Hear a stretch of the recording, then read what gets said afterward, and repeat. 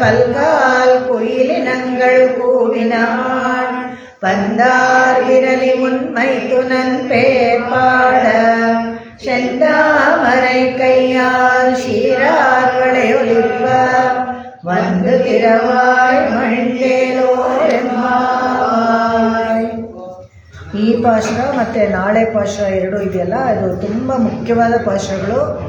ಹೇಗೆ ಅಂತ ಹೇಳಿದ್ರೆ, ನಮಗೆ ಆಚಾರ್ಯರು ಮತ್ತು ಪುರುಷಕಾರಿಯಾಗಿರೋ ಅಮ್ಮನವರು ಇವರಿಬ್ಬರು ತುಂಬ ಮುಖ್ಯ. ಭಗವಂತನ ಹತ್ರ ಹೋಗಿ ನಾವು ಸೇರಬೇಕಾದ್ರೆ ನಮಗೆ ಒಂದು ಘಟಕ, ಒಂದು ಬ್ರಿಡ್ಜ್ ಥರ ಬೇಕು. ನಮ್ಮನ್ನು ಕರ್ಕೊಂಡು ಹೋಗಿ ಸರಿಯಾದ ದಾರಿಯಲ್ಲಿ ಹೋಗಿ ನಮ್ಮನ್ನು ಸೇರಿಸೋರು ಭಗವಂತನಿಗೆ ನಮಗೆ ಸಹಾಯ ಬೇಕು. ಅದಕ್ಕೆ ನಾವು ಆಚಾರ್ಯರನ್ನ ಮುಂದಿಟ್ಕೊಂಡು, ಅಮ್ಮನವ್ರನ್ನ ಮುಂದಿಟ್ಕೊಂಡು, ಅಮ್ಮನವ್ರಿಗಿಂತ ಮುಂಚೆ ಆಚಾರ್ಯರನ್ನ ಮುಂದಿಟ್ಕೊಂಡು ಹೋಗಬೇಕು. ಶ್ರೀ ವೈಷ್ಣವ ಸಂಪ್ರದಾಯಗಳಲ್ಲೆಲ್ಲ ದೇವಸ್ಥಾನಗಳಲ್ಲಿ ನಮಸ್ಕಾರ ಮಾಡಬೇಕಾದ್ರೂ ಒಂದು ಸಂಪ್ರದಾಯ. ಹೇಗೆಂದರೆ ಆಚಾರ್ಯರ ನಮಸ್ಕಾರ ಮಾಡಿಬಿಟ್ಟು, ಅಮ್ಮನವ್ರನ್ನ ನಮಸ್ಕಾರ ಮಾಡಿಬಿಟ್ಟು, ಆಮೇಲೆ ಮೂಲದೇವ್ರನ್ನ ನಮಸ್ಕಾರ ಮಾಡಬೇಕು. ಶ್ರೀರಂಗದ ದೇವಸ್ಥಾನಕ್ಕೆಲ್ಲ ಹೋದರೆ ಹಾಗೆ ಮಾಡಬೇಕು. ಕಾರಣ ಏನಪ್ಪ ಅಂದರೆ, ಆಚಾರ್ಯನಿಗೆ ನಮಸ್ಕಾರ ಮಾಡಿದಾಗ ಆಚಾರ್ಯ ಇವನು ನಮ್ಗೆ ಸೇರಿದವನು ಅಂತ ಅಮ್ಮನವ್ರ ಹತ್ರ ಹೇಳ್ತಾರಂತೆ. ಅಮ್ಮನವ್ರ ಹತ್ರ ನಮಸ್ಕಾರ ಮಾಡಿದಂತೆ, ಓ ಅಯ್ಯೋ ಇವನು ಇಷ್ಟೊಂದು ತಪ್ಪು ಮಾಡಿದಾನಲ್ಲ, ಅದಕ್ಕೆ ಒಂದು ಸ್ವಲ್ಪ ಮೇಕಪ್ ಹಾಕಿ ನಾವು ಭಗವಂತನ ಹತ್ರ ಕಳಿಸ್ತಾರೆ. ಪರವಾಗಿಲ್ಲ ಇವನ್ನ ಕ್ಷಮಿಸ್ಬಿಡು ಅಂತ ಶಿಫಾರಸು ಮಾಡಿ ಕಳಿಸ್ತಾರೆ. ಅದಕ್ಕಾಗಿ ಇವ್ರನ್ನೆಲ್ಲ ಘಟಕವಾಗಿ ಪುರುಷಕಾರ್ಯ ಅಂತ ಹೇಳ್ತಾರೆ. ಪುರುಷಾಕಾರ ಹೇಳಬಾರ್ದು, ಪುರುಷಕಾರ್ಯ ಅವರೆಲ್ಲ. ಪುರುಷಕಾರ್ಯ ಅಂತ ಹೇಳಿದ್ರೆ ಭಗವಂತನ ಸಾನ್ನಿಧ್ಯವನ್ನು, ಸಾಮೀಪ್ಯವನ್ನು, ಸಾಯುಜ್ಯವನ್ನು, ಸಾಲೋಕ್ಯವನ್ನು ನಮಗೆ ಕೊಡಿಸತಕ್ಕವರು ಇವರೇನೆ. ಇವರಿಂದನೇ, ಇವರಲ್ಲಿ ಮುಂದಿಟ್ಕೊಂಡೇ ಹೋಗಬೇಕು ಯಾವಾಗಲೂ ಅಷ್ಟೇ. ಶ್ರೀ ವೈಷ್ಣವ ಸಂಪ್ರದಾಯದಲ್ಲಿ ಯಾರಾದರೂ ಸ್ವರ್ಗಸ್ಥರಾದರೂ ಅಷ್ಟೇ ಆಚಾರ್ಯ ತಿರುವಡಿಗಳು ಅಡೆಯಿಂದಾರ ಅಂತ ಹೇಳ್ತಾರೆ. ಆಚಾರ್ಯ ತಿರುವಡಿಗೆ ಸೇರಿಕೊಂಡ್ರೆ ಅಲ್ಲಿಂದ ಮುಂದಕ್ಕೆ ಆಟೋಮೆಟಿಕ್ಕಾಗಿ ಹೋಗಿ ಮೇಲೆ ಸೇರ್ತಾರೆ ಅಂತ ಅದು ಅರ್ಥ. ಮುಖ್ಯವಾಗಿ ಇದರಲ್ಲಿ ಇದರಲ್ಲಿ ನಪ್ಪಿನ್ನೈನ ಇದಕ್ಕೆ ಸೇರಿಸ್ಕೊಳ್ತಾಳೆ ನಮ್ಮ ಸಂಘಕ್ಕೆ. ಇಷ್ಟು ಜನ 5 ಲಕ್ಷ ಕುಟುಂಬ ಹೆಣ್ಮಕ್ಳೆಲ್ಲ ಹೋಗಿದ್ವಿ, ನೋಡಿದ್ವಿ, ಬಾಗಿಲು ತೆಗೆಸಿದ್ರು, ಹೋಗಿ ಎಬ್ಸಿದ್ರು ಎಲ್ಲರನ್ನೂ. ನೆನ್ನೆ ನೋಡಿದ್ವಿ. ಅವಾಗ ನಪ್ಪಿನ್ನೈಯಲ್ಲಿದ್ವಿ. ಇದು ಈ ಹಾಡು, ನೆನ್ನೆ ಹಾಡು ಮತ್ತು ನಾಳೆ ಹಾಡು, ಇದರಲ್ಲಿ ಎಲ್ಲದರಲ್ಲೂ ನಪ್ಪಿನ್ನೇ ಬರ್ತಾಳೆ. ಇನ್ನು ಮುಂದೆ ನಮ್ಮ ಜೊತೆಗೆಲ್ಲ ನಪ್ಪಿನ್ನೇ ಇರ್ತಾಳೆ. ಯಾಕೆಂತ ಹೇಳಿದ್ರೆ ಅವಳನ್ನು ನೋಡಿದ ತಕ್ಷಣ ಹಾಗೆ ಎಲ್ಲರೂ ಜಾಗ ಬಿಟ್ಬಿಡ್ತಾರೆ ಅನ್ನೋ ಥರ, ಆ ಥರ ಅವಳಿದ್ರೆ ಒಂದು ಧೈರ್ಯ. ಯಾಕಂದರೆ ಅವಳ ಶಿಫಾರಸು ಮಾಡಿ ಹೇಳ್ತಾಳೆ. ಇದಕ್ಕೆ ನಾವು ನೋಡೋಣ ಯಾವ್ಯಾವ ಅಮ್ಮನವ್ರಿಗೆ ಏನೇನು ಅವ್ರಿಗೆ ಸಾಮರ್ಥ್ಯ ಇದೆ, ಹೇಗೆ ನಮ್ಮನ್ನು ಭಗವಂತನ ಹತ್ರ ಹೋಗಿ ಕರ್ಕೊಂಡು ಹೋಗೋಕ್ಕೆ ಸಹಾಯ ಮಾಡ್ತಾರೆ ಅನ್ನೋದನ್ನೆಲ್ಲ ನೋಡೋಣ. ಇಲ್ಲಿ ಭಗವತಿನ ಯಾಕೆ ನಾವು ಮಧ್ಯದಲ್ಲಿ ಇಟ್ಕೋಬೇಕು ಅಂದ್ರೇ ಇದೇ ಮುಖ್ಯವಾಗಿ. ವಾತ್ಸಲ್ಯಾದಿ ಗುಣೋಜ್ವಲ ಭಗವತಿ ಬಂದೇ ಜಗನ್ನಾಥರಂ. ಭಗವಂತನಿಗಿಂತ ಜಾಸ್ತಿ ವಾತ್ಸಲ್ಯ ಇರೋದು ಭಗವತಿಗೆ ಅಂತೆ. ನಮ್ಮ ಮೇಲೆ ತುಂಬ ಕರುಣೆ ಇರೋದು ಅವಳಿಗೇನೆ. ಪರಾಶರ ಭಟ್ರು ಅವರು ಶ್ರೀರಂಗದ ದೇವಸ್ಥಾನದಲ್ಲಿ ಅರ್ಚಕರಾಗಿದ್ದರು. ಅವ್ರು ಕೇವಲ ಬರೀ 32 ವರ್ಷ ಅಷ್ಟೇ ಇದ್ದಿದ್ದು. ಕೂರತಾಳುವನ ಮಕ್ಕಳು ವ್ಯಾಸ ಭಟ್ರು, ಪರಾಶರ ಭಟ್ರು ಅಂತ. ಅವ್ರು ಎಷ್ಟು ಚೆನ್ನಾಗಿ ಅಲಂಕಾರ ಮಾಡೋರು ಅಂತ ಹೇಳಿದ್ರೆ, ಈ ಶ್ರೀನಿಧಿ ಸ್ವಾಮಿ ಇಲ್ಲಿ ಮಾಡ್ತಾರಲ್ಲ ಅಲಂಕಾರ ನೋಡಿದಾಗೆಲ್ಲ ನನಗೆ ಅವ್ರನ್ನ ಜ್ಞಾಪಕ ಬರುತ್ತೆ. ಅಚ್ಚುಕಟ್ಟಾಗಿ ಮಾಡ್ತಾರೆ. ಅವರು ಅಷ್ಟೇ ಚೆನ್ನಾಗಿ ಅಲಂಕಾರ ಮಾಡೋರಂತೆ. ಒಂದು ಸತಿ ಈ ಮೋಹಿನಿ ಅಲಂಕಾರ ಮಾಡೋದುಂಟು ಯಾವಾಗಲೂ ಶ್ರೀರಂಗ ದೇವಸ್ಥಾನದಲ್ಲಿ. ಅದು ಇದೇ ಉತ್ಸವರಿಗೆ ಹೆಂಗಸರದು ವೇಷ ಹಾಕಿ ಕೈಯಲ್ಲಿ ಒಂದು ಕೊಡ ಕೊಟ್ಟು ಬಿಳಿ ಸೀರೆ ಉಡಿಸಿ ತುಂಬ ಚೆನ್ನಾಗಿ ಅಲಂಕಾರ ಮಾಡ್ತಾರಂತೆ. ಆವಾಗ ಅವರು ಭಗವಂತ ಕೇಳ್ತಾರಂತೆ, ಮಾತಾಡೋರು ಅದು ವ್ಯವಹಾರ ವಾರ್ತೆ ಮಾಡ್ತಾಯಿದ್ರು. ತಿರುಕಚ್ಚಿ ನಮ್ಮಿನೂ ನೋಡ್ತಾ ಇದ್ವಿ, ಅರ್ಚಾಮೂರ್ತಿಯೊಂದಿಗೆ ಮಾತಾಡ್ತಾಯಿದ್ರು. ಅವರೆಲ್ಲ ಎಷ್ಟು ಮಹಾನ್ಗಳು ಅವರೆಲ್ಲ ನೋಡಿ. ಇತ್ತೀಚೆಗೂ ನಾನು ನೋಡಿದ್ದೀನಿ, ಶ್ರೀ ರಂಗಪ್ರಿಯ ಸ್ವಾಮಿ ಅಂತ ಇದ್ದರು. ಅವರು ಅಷ್ಟೇ ಅರ್ಚೆ ಜೊತೆಗೆ ಮಾತಾಡ್ತಾ ಇದ್ದಿದ್ದನ್ನು ನಾನು ನೋಡಿದ್ದೀನಿ. ನಮಗೆ ಭಗವಂತ ಕಾಣಿಸ್ತಾ ಇರಲಿಲ್ಲ, ಬಟ್ ಇವರು ಮಾತಾಡ್ತಾ ಇದ್ದಿದ್ದನ್ನು ನಾನು ನೋಡಿದ್ದೀನಿ. ನನಗೆ ಮೊದಲ ಸತಿ ಅವರನ್ನು ನೋಡಿದಾಗ ಇವರು ದೊಡ್ಡ ಯತಿ, ಯಾಕೆ ಇವರು ಒಬ್ಬರೇ ಸ್ವಗತ ಮಾತಾಡ್ಕೊಳ್ತಾ ಇದ್ದಾರೆ ಅಂತ ಆಮೇಲೆ ಮೆತ್ತಗೆ ನಮ್ಮ ಯಜಮಾನನ್ನು ಕೇಳಿದಾಗ ಹೇಳಿದ್ರು, ಇಲ್ಲ ಅರ್ಚಾಮೂರ್ತಿ ಜೊತೆಗೆ ಮಾತಾಡ್ತಾರೆ ನೋಡಿ. ಎಂಥ ಕಲಿಯುಗದಲ್ಲಿ ಇತ್ತೀಚೆಗೆ ನಡೆದ್ರು ಅಂದರೆ ನಮ್ಮ ಸಾಧನೆ ಅಷ್ಟು ಚೆನ್ನಾಗಿರಬೇಕು. ಹಾಗಿದ್ದರೆ ಒಂದು ಕಲ್ಲು ದೇವರು ಕೂಡ ನಮ್ಮ ಹತ್ರ ಮಾತಾಡ್ತಾರೆ. ಅದು ಕಲ್ಲು ದೇವರು ಅಂತ ಅಂದ್ಕೊಳ್ಬಾರ್ದು ನಮಗೆ.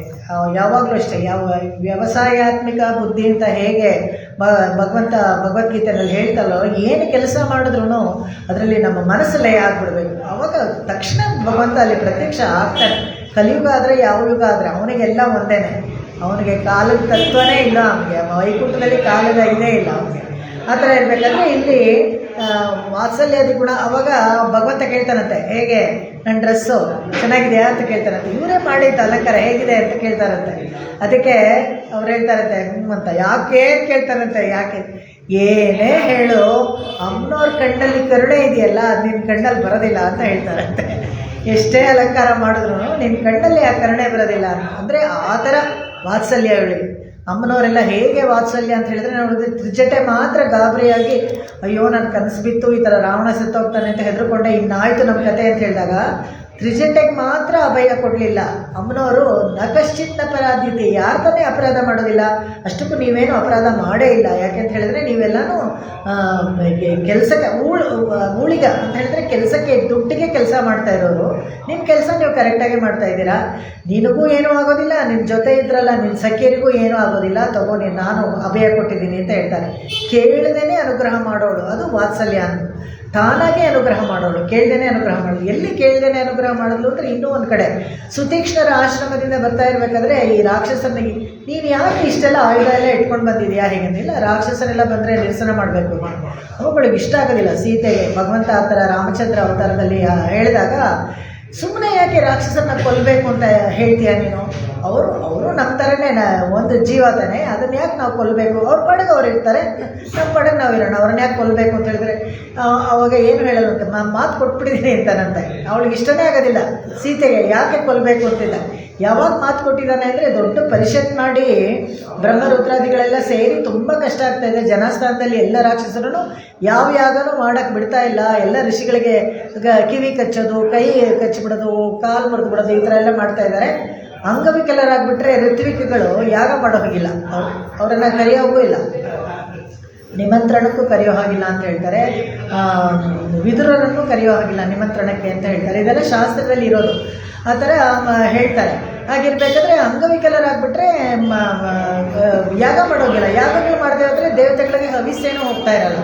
ಆವಾಗ ದೇವತೆಗಳೆಲ್ಲ ಒಂದು ಮೀಟಿಂಗ್ ಮಾಡಿ ಈ ಥರ ಮಾಡಬೇಕು, ಜನಸ್ಥಾನದಲ್ಲಿ ತುಂಬ ಜನ ರಾಕ್ಷಸರ 15-16 ಸಾವಿರ, ಅವರನ್ನೆಲ್ಲ ನೀನೇನಾದರೂ ನಿರಸನ ಮಾಡಬೇಕು. ಅದಕ್ಕೋಸ್ಕರ ಮುಂಜಾನೆ ಮಾತು ಕೊಟ್ಟೆ ಅಂದರೆ ಅದು ಅಲ್ಲೇ ಕ್ಷೀರಸಾಗರದಲ್ಲಿ ಮೀಟಿಂಗ್ ಆಯ್ತಲ್ಲ, ವ್ಯೂಹದಲ್ಲಿ ಅಲ್ಲೇ ಮಾತು ಕೊಟ್ಟಿದ್ದು. ಅದು ಇಷ್ಟ ಆಗಲ್ಲ ಇವಳಿಗೆ, ಯಾಕೆ ಸುಮ್ಮನೆ ಕೊಲ್ಲಬೇಕು ಅವ್ರನ್ನ ಅಂತ. ಅವರೇನು ತಪ್ಪು ಮಾಡಿದ್ರು, ಅವರು ಒಂದು ಜೀವಿತಾನೆ ಅಂತ. ಈ ಅಮ್ಮನವ್ರನ್ನ ಯಾಕೆ ಇವಾಗ ಚೆನ್ನಾಗಿ ಪರಿಚಯ ಮಾಡ್ಕೊಂಡ್ಬಿಡ್ಬೇಕು ನಾವು, ಯಾಕೆ ಘಟಕದಲ್ಲಿ ಅಮ್ಮನವರು ಪುರುಷ ಕಾರ್ಯ ಬೇಕು ಅಂತ. ಶ್ರೀನಾತಿ ನಿಖಿಲಾನ್ ದೋಷಾನ್ ಶ್ರೀನಾತಿ ಚ ಗುಣೈ ಜಗತ್ ಶ್ರೀಯತೆ ಚಾಖಿಲೈ ನಿತ್ಯಂ ಕ್ಷಯತೆ ಚ ಪರಂ ಪದಂ ಶೃಣೋತಿ ಶ್ರಾವಯಿತ್ಯೇಷ ತಸ್ಮಾತ್ ಶ್ರೀರಿತಿ ಕಥ್ಯತೆ. ಶ್ರೀಗೆ ಒಂದು 6 ಗುಣಗಳನ್ನು ತೋರಿಸ್ಕೊಡ್ತಾರೆ.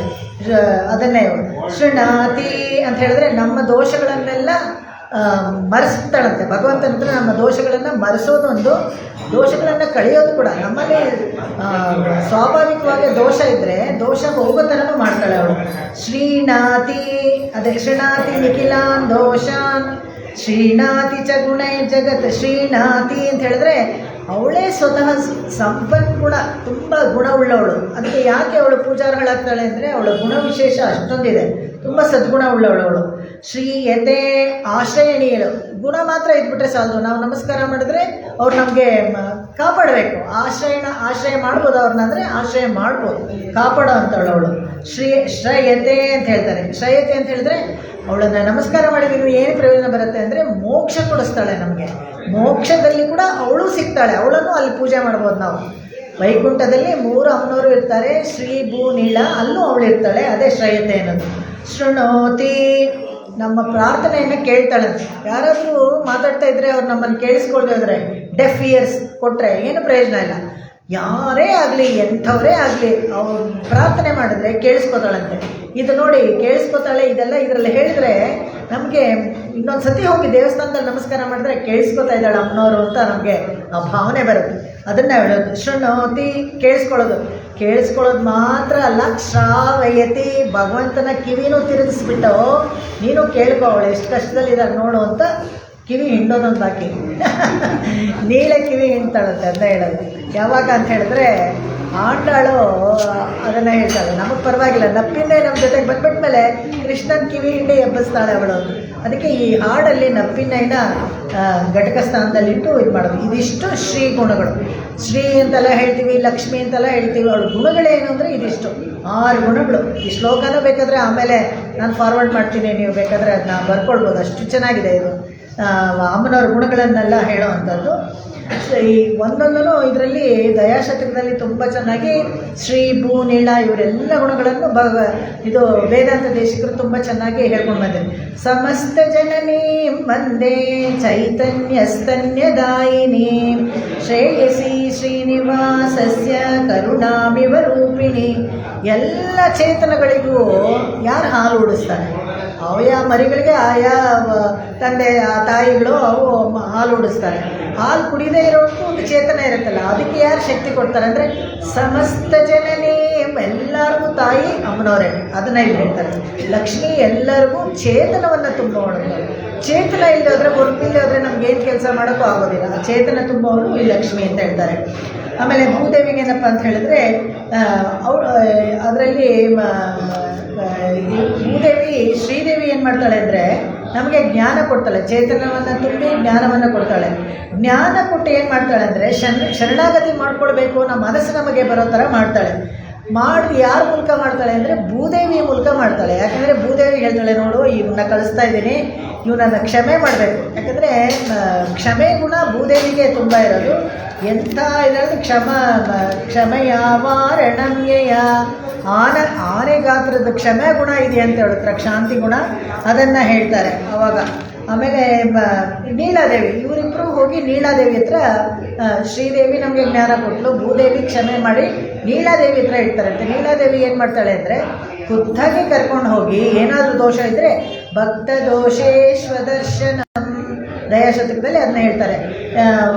ಭಕ್ತರಿಗೆ ಏನಾದರೂ ದೋಷ ಇದ್ದರೆ ಅದು ಕಣ್ಣಿಗೆ ಕಾಣಿಸ್ದೇ ಇರೋ ಥರ ಮಾಡಿಬಿಡ್ತಾರಂತೆ ಭಗವಂತನ ಹತ್ರ.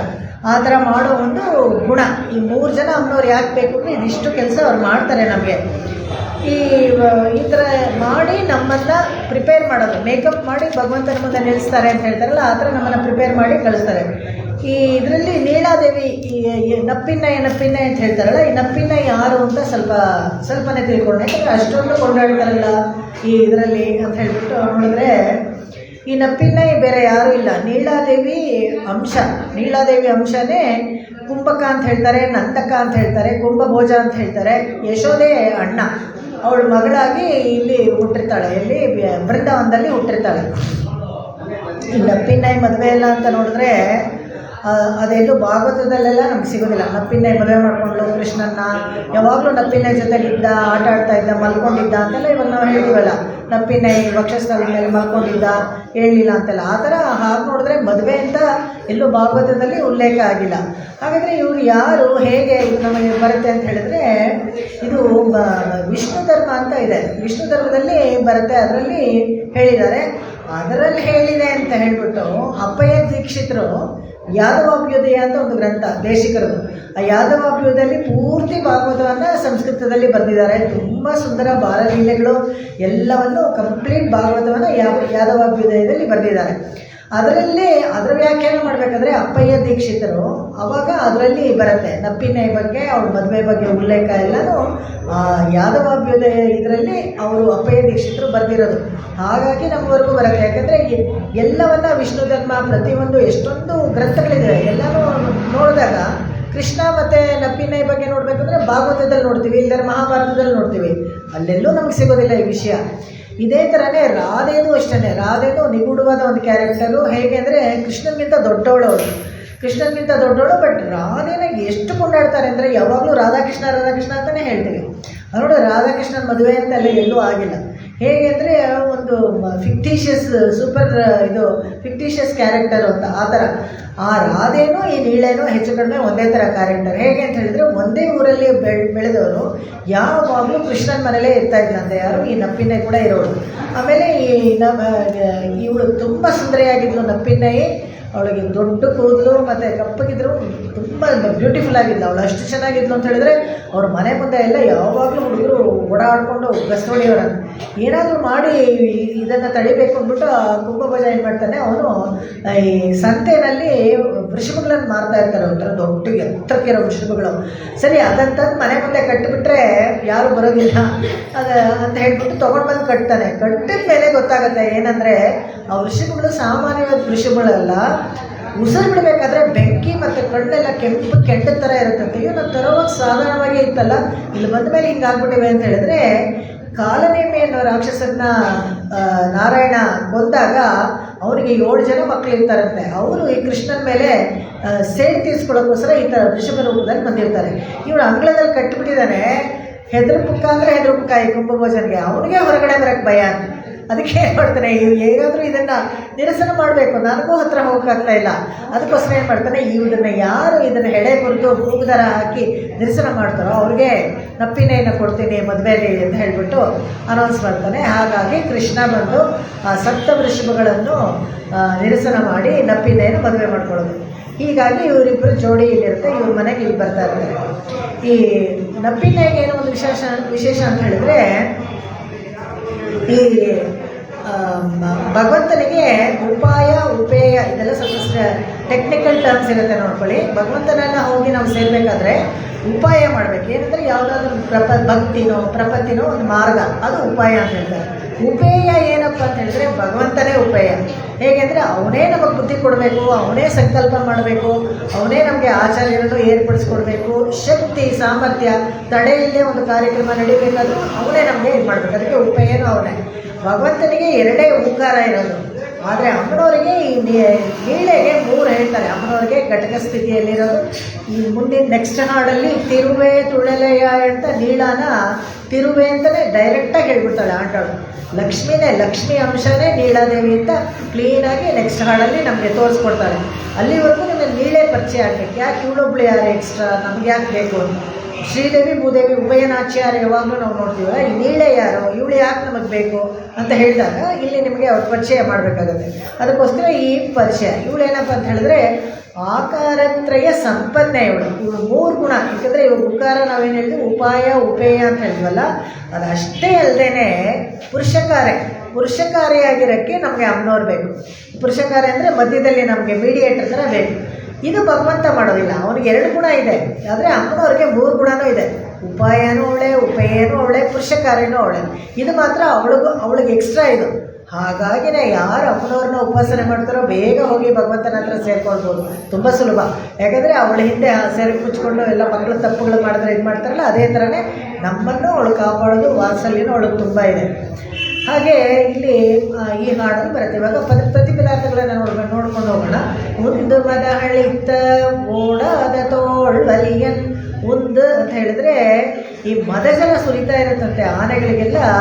ಯೌವನ ಬಂದಾಗ ತುಂಬ ದಷ್ಟಪುಷ್ಟಿಯಾಗಿದ್ದ ಯೌವನ ಬಂದಾಗ ಈ ಹಣೆಯಿಂದ ಒಂದು ದ್ರವ ಸುರಿಯತ್ತಂತೆ, ಮದಜಲ ಅಂತಾರೆ. ಮದಜಲ ಬಂದಾಗ ಅದಕ್ಕೆ ಹೆಣ್ಣಾನೆ ಸಿಗೋವರೆಗೂ ಅದನ್ನು ಕಂಟ್ರೋಲೇ ಮಾಡೋಕ್ಕಾಗೋದಿಲ್ಲ, ತುಂಬ ಕಷ್ಟ ಮದಗಜನ ಕಂಟ್ರೋಲ್ ಮಾಡೋದು. ಆವಾಗ ಅದನ್ನು ಹೇಳ್ತಾರೆ, ಒಂದು ಮದ ಹಡಿತ ಓಡಾದ ತೋಳ್ವಲಿಯನ್. ಓಡಾದ ತೋಳ್ವಲಿಯನ್ ಅಂದರೆ ಈ ನಂದಗೋಪ ಇರ್ತಾನಲ್ಲ, ಈ ನಂದಗೋಪ ಎಷ್ಟು ಅವನಿಗೆ ಶಕ್ತಿಶಾಲಿ ಅಂತ ಹೇಳಿದ್ರೆ, ಯಾವ ಥರ ಈ ಮದ ಹಿಡಿದಿದ್ದ ಆನೆ ಇದ್ದರೆ ಕೂಡ ಅವನೇನು ಓಡೋಗ್ಬಿಡ್ತಿರ್ಲಿಲ್ಲ ಹೆದರ್ಕೊಂಡು. ಅವನು ತನ್ನ ತೋಳು ಬಲದಿಂದ ಅದನ್ನು ಎದುರು ಹೋರಾಡ್ತಾ ಇದ್ದ. ಅವನಿಗೇನು ಕಷ್ಟನೇ ಆಗ್ತಿರ್ಲಿಲ್ಲ, ಒಂದು ಆನೆಯನ್ನು ಕಂಟ್ರೋಲ್ ಮಾಡೋದು ಏನೂ ಕಷ್ಟ ಆಗ್ತಿರ್ಲಿಲ್ಲ. ಓಡಾದ ತೋಳ್ವಲಿಯನ್ ಅವಳ ಪರಿಚಯ ನಂದಗೋಪನ ಅದಕ್ಕೆ ಪರಿಚಯ ಮಾಡಿಕೊಟ್ಟು, ಈ ನಂದಗೋಪನ ಹತ್ರ ಆನೆಗಳು ಹೇಗೆ ಬಂತು ಅಂತ ಹೇಳಿದಾಗ ನಾನು ಅವತ್ತೇ ಒಂದು ದಿವಸ ಹೇಳಿದ್ದೀನಿ, ವಸುದೇವ ಸೆರೆಮನೆಗೆ ಹೋಗ್ಬೇಕಾದ್ರೆ ಆನೆಗಳನ್ನು ಒಂಟೆಗಳನ್ನೆಲ್ಲ ನಂದಗೋಪನ ಹತ್ರ ಕೊಟ್ಟಿದ್ದ ಅಂತ. ಅದರಲ್ಲಿ ಯಾವುದಾದ್ರೂ ಈ ಥರ ಮದ ಹಿಡಿದು ಆನೆಗಳಿದ್ದಿದ್ರೆ ಅದನ್ನು ನಂದಗೋಪನ ಮಾತ್ರನೇ ಅವನಿಗೊಬ್ಬನಿಗೆ ಕಂಟ್ರೋಲ್ ಮಾಡೋಕ್ಕಾಗ್ತಾ ಇತ್ತಂತೆ, ಅಷ್ಟು ಶಕ್ತಿಶಾಲಿ ಅವನು. ಆ ಥರ ಹೇಳ್ಬೇಕಾದ್ರೆ ಆ ಥರ ನಂದಗೋಪಾಲನ್ ಮರುಮಹಳೇ. ಇವಾಗ ಯಾರನ್ನು ಇಟ್ಕೊಂಡು ಯಾರು ಪರಿಚಯ ಮಾಡ್ತಾಳೆ, ಕುಂಭಭೋಜನ ಮಗಳಾಗಿದ್ದರೆ ಕೂಡ ಇಲ್ಲಿ ನಂದಗೋಪನ ಸೊಸೆ ಅಂತ ಪರಿಚಯ ಮಾಡ್ತಾರೆ. ನಂದಗೋಪನ ಸೊಸೆ ಅಂತ ಯಾಕೆ ಮಾಡ್ತಾರೆ ಅಂದರೆ, ಇದೇ ಥರ ಹನುಮಂತ ಬಂದಾಗ ಹನುಮಂತನಿಗೆ ಸೀತೆ ಯಾರು ಅಂತ ಗೊತ್ತು, ಆದರೆ ಅವಳು ಸೀತೆಯನ್ನು ಇಂಟ್ರೊಡ್ಯೂಸ್ ಮಾಡ್ಕೊಳ್ತಾಳೆ ಹನುಮಂತನ ಅಶೋಕವನದಲ್ಲಿ. ಅವಾಗ ಸ್ನುಷಾ ದಶರಥಾಧ್ವಜ ಅಂತಾಳೆ, ರಾಮನ ಹೆಂಡತಿ ಅಂತ ಹೇಳ್ಕೊಳ್ಳಲ್ಲ ಅವಳು, ರಾಮನ ಹೆಂಡತಿ ಅಂತ ಹೇಳ್ಕೊಳ್ತಾರೆ. ಸ್ನುಷಾ ಅಂತ ಹೇಳಿದರೆ ಸೊಸೆ, ನಾನು ದಶರಥನ ಸೊಸೆ ಅಂತ ಹೇಳ್ಕೊಳ್ತಾಳೆ. ಅಷ್ಟು ಹೆಮ್ಮೆ ಅವಳಿಗೆ. ಮಾವನವ್ರನ್ನ ಹೆಸರು ಇಟ್ಕೊಂಡು ಕರೆಸ್ಕೊಳ್ಳೋದು ತುಂಬ ಅವಳಿಗೆ ಹೆಮ್ಮೆ.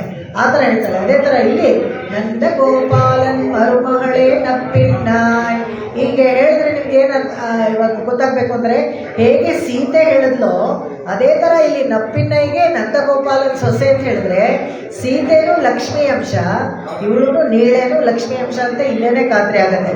ಅವಳು ಎಂಥವಳು, ಎಷ್ಟು ಸುಂದರಿ ಅಂದರೆ ಗಂಧಂ ಕಮಳಂ ಕುಳಲಿ ಕಡೆ ತಿರವಾಯ್ ಬಾಗಿಲು ತೆಗಿ ಅಂತ ಹೇಳ್ತಾರೆ. ಹೇಳ್ಬೇಕಾದ್ರೆ ಒಂದು ಅಬ್ಜೆಕ್ಟಿವ್, ಯಾರಿಗೆ ಆಗಲಿ ಅವರನ್ನು ಹೊಗಳಿದ್ರೆ ಎಲ್ಲರಿಗೂ ಇಷ್ಟ ತಾನೆ.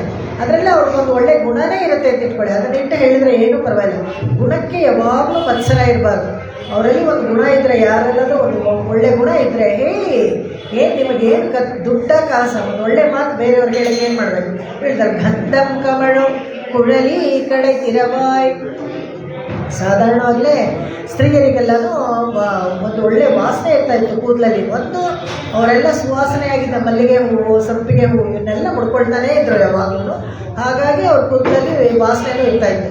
ಅಷ್ಟೇ ಅಲ್ಲದೆ ಪದ್ಮಿನಿ ಜಾತಿ ಸ್ತ್ರೀಯರು ಅಂತ ಹೇಳ್ತಾರೆ. ಅವ್ರಿಗೆ ಆ ಪದ್ಮಿನಿ ಜಾತಿ ಸ್ತ್ರೀಯರಲ್ಲಿ ಲೋಟಸ್ ಹೂ ವಾಸನೆ ಬರುತ್ತಂತೆ ಅವ್ರ ಕೂದಲೆಲ್ಲ. ಇವಾಗೆಲ್ಲ ಬೇರೆ ಬೇರೆ ಫ್ಲೇವರ್ಸ್ ಹಾಕ್ತಾರೆ ಶ್ಯಾಂಪುಗೆ, ಅದನ್ನು ಹಾಕ್ಕೊಂಡ್ರೆ ಆ ಫ್ಲೇವರ್ ಬರುತ್ತೆ. ಬಟ್ ಅವ್ರು ಸಹಜವಾಗಲೇ ಆ ಥರ ಇತ್ತು.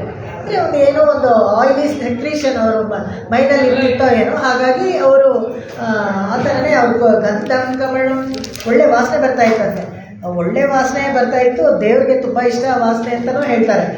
ಅದನ್ನು ನಾವು ಇಲ್ಲಿ ಶ್ಲೋಕ ಕೂಡ ಇದೆ, ಅದನ್ನು ಆಮೇಲೆ ಮುಂದೆಗೆ ಸ್ವೋಪದೇಶ ಅಂತ ಹೇಳಬೇಕಾದ್ರೆ ನಾನು ಹೇಳ್ತೀನಿ.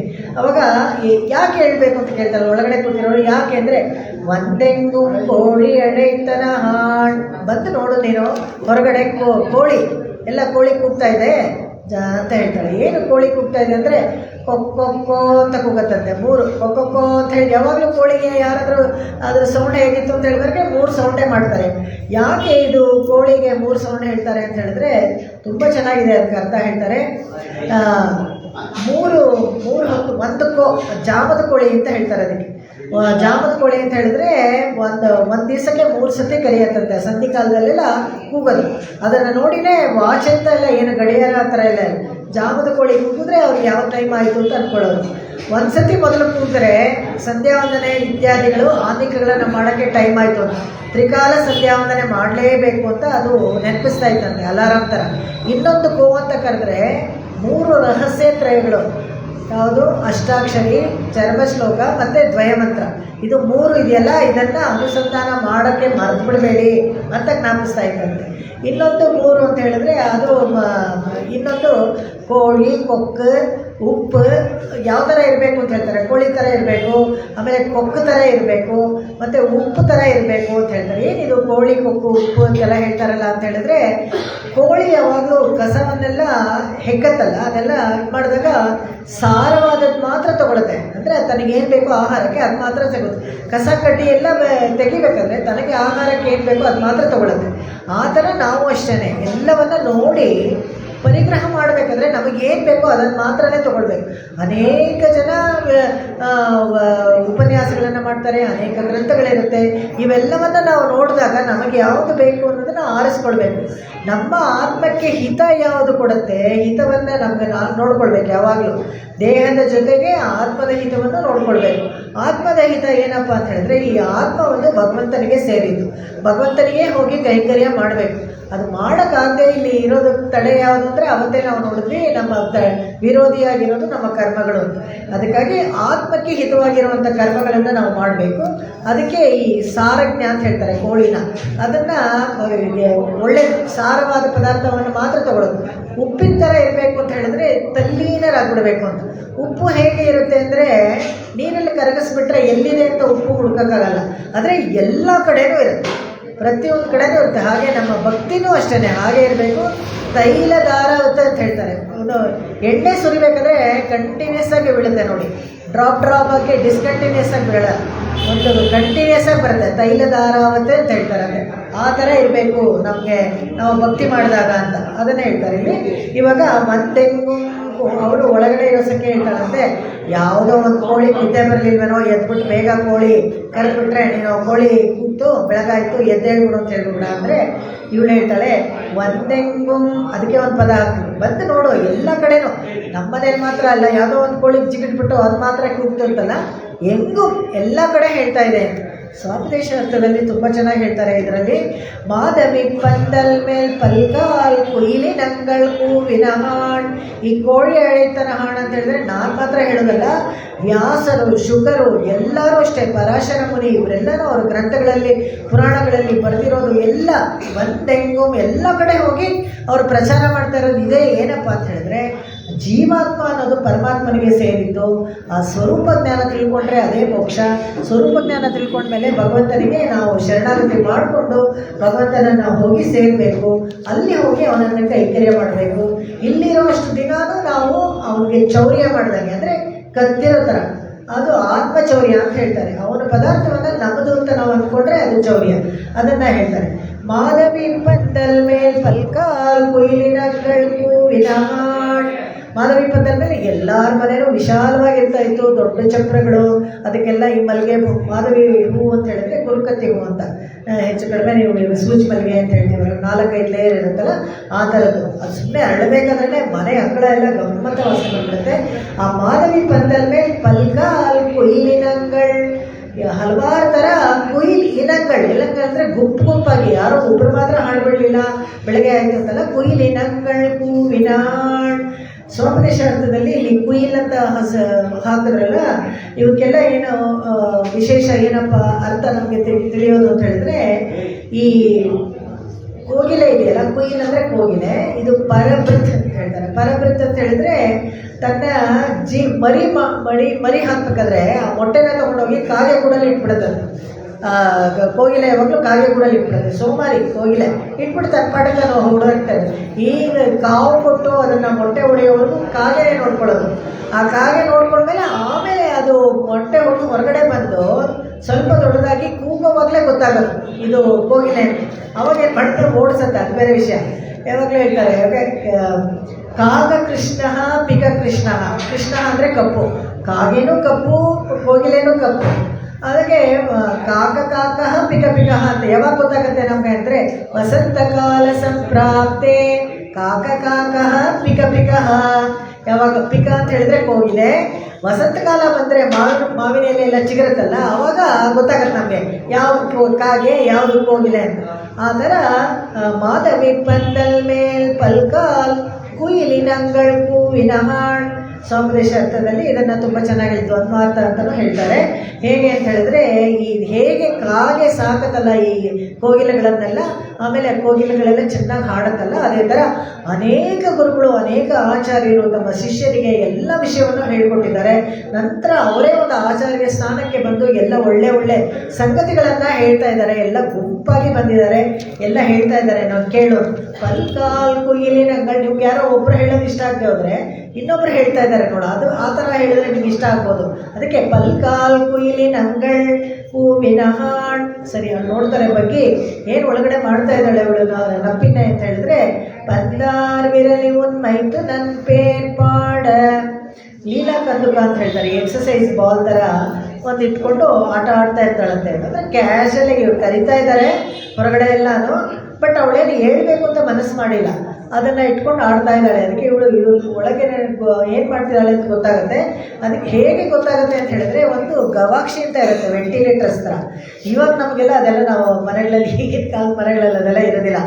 ಇವಳು ಬಾಲ್ ಇಟ್ಕೊಂಡಿರ್ತಾಳೆ, ತುಂಬ ಚೆನ್ನಾಗಿದೆ, ಮುಂದಿನ ಹಾಡಲ್ಲಿ ಬರುತ್ತೆ, ತೋರಿಸ್ತೀನಿ ಅದನ್ನು. ಹೇಗೆ ಅಂದರೆ, ಇವಳು ಕೈ ಶಂದಾಮರೈ ಕೈಯಾಲ್ ಅಂತ ಬರುತ್ತೆ ಮುಂದಿನ ಲೈನಲ್ಲಿ.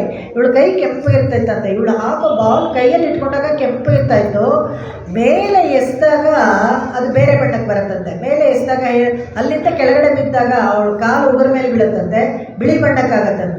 ಎಕ್ಸಿಬಿಷನ್ ಎಲ್ಲ ಕೆಲವು ಬಾಲ್ಗಳು ಆಟಕ್ಕೆ ಕೊಡ್ತಾರೆ ನೋಡಿ, ಬೇರೆ ಬೇರೆ ಕಲರ್ ಬರುತ್ತಲ್ಲ ಆ ಥರ. ಇವಳು ಕೈಯಲ್ಲಿ ಅಷ್ಟು ಟ್ರಾನ್ಸ್ಪರೆಂಟ್ ಒಂದು ಬಾಲ್, ಸ್ಫಟಿಕದ ಬಾಲು, ಯಾವುದೋ ಒಂದು ಮಟ್ಟಲ್ಲಿ ಎಕ್ಸಸೈಸ್ ಮಾಡ್ಕೊಳ್ಳೋದು ಅಂತ ಆ ಕೈಯನ್ನು ಎಕ್ಸಸೈಸ್ ಮಾಡ್ಕೊಳ್ತಿಲ್ಲಂತೆ ಪಂದಾರ್ ಬೆರಳಿ. ಇದನ್ನು ದ್ವಂದ್ವಾರ್ಥದಲ್ಲಿ ಹೇಳಬೇಕಾದ್ರೆ ತುಂಬ ಚೆನ್ನಾಗಿ ಹೇಳ್ತಾಳೆ. ಇವಳು ಎಷ್ಟು ಭಗವಂತನಿಗೆ ಹತ್ರ ಅಂತ ಹೇಳಿದ್ರೆ ಇಡೀ ಜಗತ್ತನ್ನು ತನ್ನ ಕೈಯಲ್ಲಿ ಇಟ್ಕೊಂಡು ಆಟ ಆಡಿಸ್ತಾ ಇದ್ದಾಳೆ. ಜಗತ್ತನ್ನೇ ಕೈಯಲ್ಲಿ ಇಟ್ಕೊಂಡು ಆಟ ಆಡಿಸ್ತಾ ಇದ್ದಾಳೆ.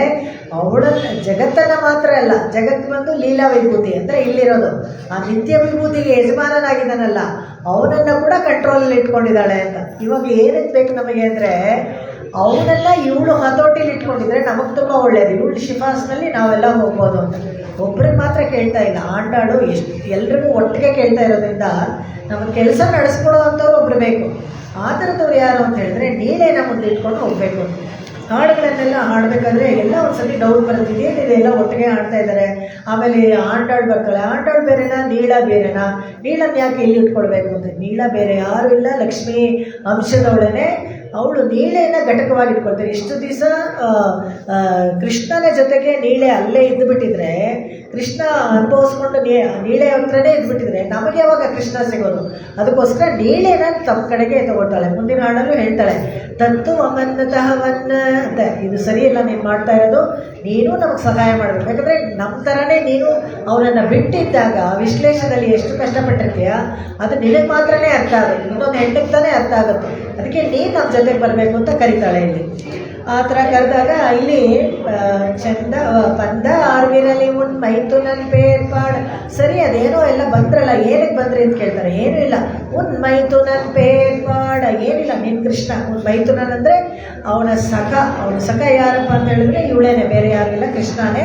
ನಿನ್ನ ಕೃಷ್ಣನ ಗುಣಗಾನ ಮಾಡೋಕ್ಕೇ ನಾವು ಬಂದಿರೋದು ಅಂತ ಹೇಳ್ತಾರೆ. ಏನು ಮಾಡಿದ್ರು? ಶೆದ್ದ ಆಮರೆ ಮತ್ತೆ ಹೇಳ್ತಾರೆ, ಶೆದ್ದ ಆಮರೆ ಕೈಯಾಲ್ ಶೀರ ಆರ್ವಳೆ ಲಿಪ್ಪ. ಹೇಳಮ್ಮ ನೀನು ಎದ್ದು, ಇವಾಗೇನು ಕೃಷ್ಣ ಇವಳ ಮೇಲೆ ಮಲ್ಕೊಂಡಿದ್ದಾನೆ, ಇವಳು ಎದ್ರೇ ಕೃಷ್ಣ ಹೇಳೋದು, ಅದಕ್ಕೆ ಹೇಳು ಅಂತ ಇವಳನ್ನು ಕೇಳ್ತಾ ಇದ್ದಾರೆ.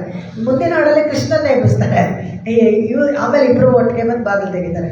ಶೆದ್ದ ಆಮರೆ ಕೈಯಾಲ್ ಶೀರ ಆರ್ವಳೆಯೋ ಲಿಪ್ಪ.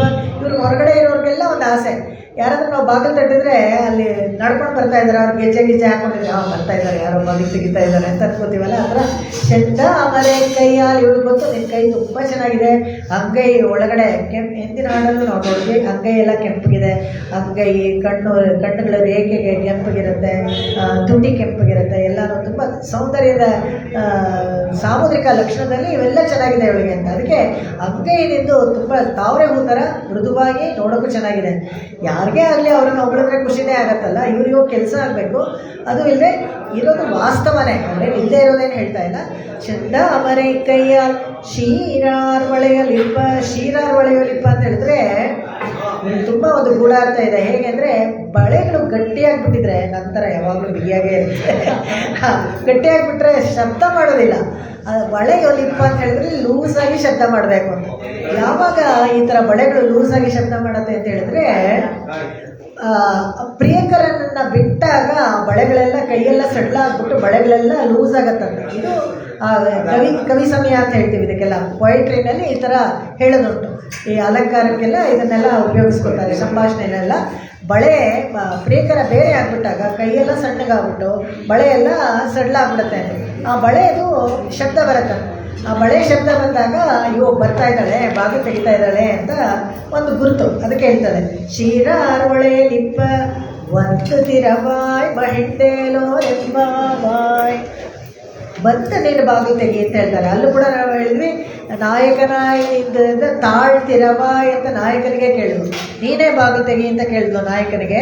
ಇಲ್ಲಿ ಒಂದು ತಿರವಾಯ್ ಅಂತ ಹೇಳ್ಬೇಕಾದ್ರೆ ನೀನೇ ಎದ್ದು ಬಾತು ಬಾಗಿಲು ತೆಗಿ. ಅವಾಗ ನಮ್ಗೆ ತುಂಬ ಸಂತೋಷ.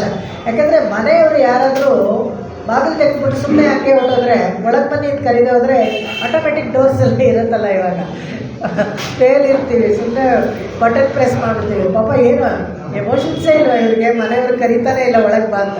ಮಾಡಿ ಮೇಲಿಂದ ಬಂದು ನೋಡೋದು, ಬಾಗಿಲು ತೆಗಿತೀನಿ ಬನ್ನಿ ಒಳಗೆ ಅಂತ ಕರಿಬೇಕು. ಎಷ್ಟಿದು ಮರ್ಯಾದೆ ಅಂದರೆ ಫಾರ್ಮ್ಯಾಲಿಟಿಗಾದರೂ ನಾವು ಬನ್ನಿ ಒಳಗೆ ಅಂತ ಕರಿಬೇಕು. ಆರಾಮಿತ್ರ ಅವರು ತಮಾಷೆ ಮಾಡೋರು ಯಾವಾಗಲೂ ಅಷ್ಟೇ. ಯಾವಾಗ ನಮಗೆ ಅನ್ವಾಂಟೆಡ್ ಗೆಸ್ಟ್ ಬರ್ತಾರೋ ಅವಾಗ ಬಾಗಿಲು ಸ್ವಲ್ಪನೇ ತೆಗೆದುಬಿಟ್ಟು ಅವರೆಲ್ಲ ಮನೇಲಿ ಅಂತ ತಪ್ಪಂತ ಬಾಗಿಲು ಅವ್ರ ಪಕ್ಕದ ಮೇಲೆ ಹಾಕ್ಬಿಡೋದು. ಅವರಿಲ್ಲ ಮನೇಲಿ ಅಂತ ಹೇಳಿದ್ರೆ ಅವರೇ ಹೋಗ್ತಾರೆ. ಬಾಗಿಲನ್ನು ಒಂಥರ ಸಿಂಬಾಲಿಕ್ಕಾಗಿ ಹಾಕಬಾರ್ದು ಅಂತ. ಅದಕ್ಕೆ ಬಂದು ತಿರವ ಬಂದು ನೀನೇ ಬಾಗಿಲು ತೆಗಿ ಅಂತ ಹೇಳ್ತಾರೆ. ಇಲ್ಲಿ ಇನ್ನೊಂದು ಕೊನೆಯಲ್ಲಿ ಟೈಮ್ ಆಗೋಗುತ್ತೆ ಅಂದ್ಬಿಟ್ಟು ಸಂಗತಿನ ಬಿಟ್ಬಿಡೋದು ಬೇಡ. ಇಲ್ಲಿ ಮುಖ್ಯವಾದ ಇದರಲ್ಲಿ ಪದ್ಯದಲ್ಲಿ ಏನಪ್ಪ ಅಂತ ಹೇಳಿದ್ರೆ ಭಗವದ್ ರಾಮಾನುಜರದು ಒಂದು ಎಪಿಸೋಡ್ ಅನೆಕ್ಡೋಟ್ ಇದೆ, ತುಂಬ ಚೆನ್ನಾಗಿರುವಂಥದ್ದು. ಅದನ್ನು ಹೇಳ್ಕೊಟ್ಬಿಡೋಣ ಇವಾಗಲೇ. ಆಮೇಲೆ ಸ್ವೋಪದೇಶ ಅಂತ ಇನ್ನೂ ಬೇಕಾದಷ್ಟಿದೆ ಇದರಲ್ಲಿ, ಅದನ್ನೆಲ್ಲನೂ ಗಮನಿಸೋಣ. ಇದನ್ನು ಮುಖ್ಯವಾಗಿ ಭಗವದ್ ರಾಮಾನುಜರು ಇದರಲ್ಲಿ ಏನು ಯಾತಕ್ಕೆ ಇದನ್ನ ನೆನೆಸ್ಕೊಳ್ತಾರೆ ಅಂದರೆ, ಒಂದು ಮದಹಳಿತ ಇವರು ಒಂದು ನಂದಗೋಪನಿಗೆ ಹೇಗೆ ಹೋಲಿಸ್ತಾರೆ ಭಗವದ್ ರಾಮಾನುಜರನ್ನ ಅಂತ ಹೇಳಿದ್ರೆ, ಅವರು ಅಷ್ಟೇ ಒಂದು ದಿಗ್ಗಜ. ಯಾಕಂದರೆ ಪಾಷಂಡ ಮತಗಳನ್ನೆಲ್ಲ ಓಡಿಸಿ ಮತ್ತು ಶ್ರೀ ವೈಷ್ಣವ ಧರ್ಮವನ್ನು ಸ್ಥಾಪಿಸಿದವರು. ಅದೊಂದು ಕಡೆ ಇರಲಿ, ಇವರು ಯಾವಾಗಲೂ ಪ್ರತಿನಿತ್ಯ ಭಿಕ್ಷಾಟನೆಗೆ ಹೋಗ್ತಾ ಇದ್ರಂತೆ. ಭಿಕ್ಷಾಟನೆಗೆ ಅಂತ ಹೇಳಿದ್ರೆ ಇದನ್ನು ತಿರುಪಾವೇ ಹೇಳ್ಕೊಂಡು ಹೋಗೋದು. ಇವರಿಗೆ ಹೆಸರೇನೆ ರಾಮಾನುಜರಿಗೆ ತಿರುಪಾವೆ ಜಿಯರ್ ಅಂತಲೇ ಹೆಸರು. ಈ ಥರ ಎಲ್ಲ ಅವ್ರ ಹಿಂದುಗಡೆ ಒಂದಷ್ಟು ಶಿಷ್ಯರು ಬರ್ತಾಯಿದ್ರು. ಹೇಳ್ತಾರೆ, ಮರಬಡಿನೇ ಹಾಕ್ಕೊಂಡು ಹೋಗ್ಬೇಕು, ಸನ್ಯಾಸಿಗಳೆಲ್ಲ ಪಾದಕೆಯನ್ನು ಹಾಕ್ಕೊಂಡು ಭಿಕ್ಷೆಗೆ ಹೋಗೋದುಂಟು. ಆದರೆ ಇವರು ಏನಂದ್ರೆ ಬರೀ ಕಾಲಲ್ಲಿ ಹೋಗ್ತಾ ಇದ್ರಂತೆ. ಯಾಕೆ ಆ ಥರ ಬರೀ ಕಾಲಲ್ಲಿ ಹೋಗ್ತಿದ್ದೀರಾ ಅಂದರೆ, ತಿರುಪಾವೆ ಹೇಳ್ತಾ ಇದ್ದೀನಿ, ಅದಕ್ಕೆ ಚಪ್ಪಲಿ ಹಾಕೋಬಾರ್ದು ಅಂತ. ಅಷ್ಟು ಅವರಿಗೆ ಗೌರವ ತಿರುಪಾವೆ ಮೇಲೆ. ಅವರನ್ನು ತಿರುಪಾವೆ ಜಿಯರ್ ಅಂತಲೇ ಕರೀತಾ ಇದ್ರು ಅಂತ ಹೇಳಿದಾಗ, ಇವರು ಭಿಕ್ಷಾಟನೆಗೆ ಹೋಗ್ತಾ ಇರಬೇಕಾದ್ರೆ ಪೆರಿಯ ನಂಬಿ ಮನೆ ಬರುತ್ತೆ. ಪೆರಿಯ ನಂಬಿ ಇವರಿಗೆ ಸೋದರ ಮಾವ ಲೆಕ್ಕನೇ ಆಗಬೇಕು ಅಂತ ನೋಡಿದ್ರೆ, ಅವ್ರ ಮನೆಗೆ ಹೋದಾಗ ಬಾಗಿಲು ಭಿಕ್ಷೆಗೆ ತೆಗಿತಾರಲ್ಲ, ಅವ್ರ ಮನೆಯಲ್ಲಿ ಹತ್ತುಳಾಳೆ ಅಂತ, ತುಳಸಿ ಅಂತ ಅವಳ ಹೆಸರು, ಹತ್ತುಳಾಳೆ ತಮಿಳಲ್ಲಿ ಅದನ್ನು ಕೂಡ ಪ್ರಾಪರ್ ಟ್ರಾನ್ಸ್ಲೇಟ್ ಮಾಡ್ಬಿಡ್ತಾರೆ ಅವರು. ಹತ್ತುಳಾಳೆ ಅಂತ ಅವಳೇನು ಮಾಡ್ತಾಳೆ, ಅವಳು ಇದೇ ಥರ ಒಂದು ನೀಲಕತ್ತು ಅಂತಾರೆ, ಆಟ ಆಡೋ ಬಾಲ್, ಈ ಥರ ಬಾಲ್ ಆಡ್ಕೊಂಡು ಮತ್ತೆ ಭಾಗ ತೆಗಿತಾರಂತೆ, ಬಳೆ ಎಲ್ಲ ಹಾಕೊಂಡು ಶಬ್ದ ಮಾಡ್ಕೊಂಡು. ಇದನ್ನು ನೋಡ್ಬಿಟ್ಟು ಭಗವದ್ ರಾಮಾನುಜರು ಅಲ್ಲೇ ಫೈಟ್ ಆಗಿಬಿಡ್ತಾರೆ. ಯಾಕೆಂದರೆ ಅವರು ಅವ್ರ ಮನೆಗೆ ಬರ್ತಾ ಇದ್ದಾಗ ಹಾಡ್ತಾ ಇದ್ದಿದ್ದು ಇದೇ ಭಾಷಣ, ಒಂದು ಮದಹಳಿತ ಓಡಾದ ತೋಳ್ಬಳಿಯ ಸಾಕ್ಷಾತ್ ಆಟಾಳೆ ನೀಲಾದೇವಿನೇ ಬಂದಿದ್ದಾಳೆ ಅನ್ನೋ ಥರ ಅಂದ್ಕೊಂಡ್ಬಿಟ್ಟು ಮೂರ್ಛೆ ಹೋಗಿ ಬಿದ್ದುಬಿಡ್ತಾರೆ.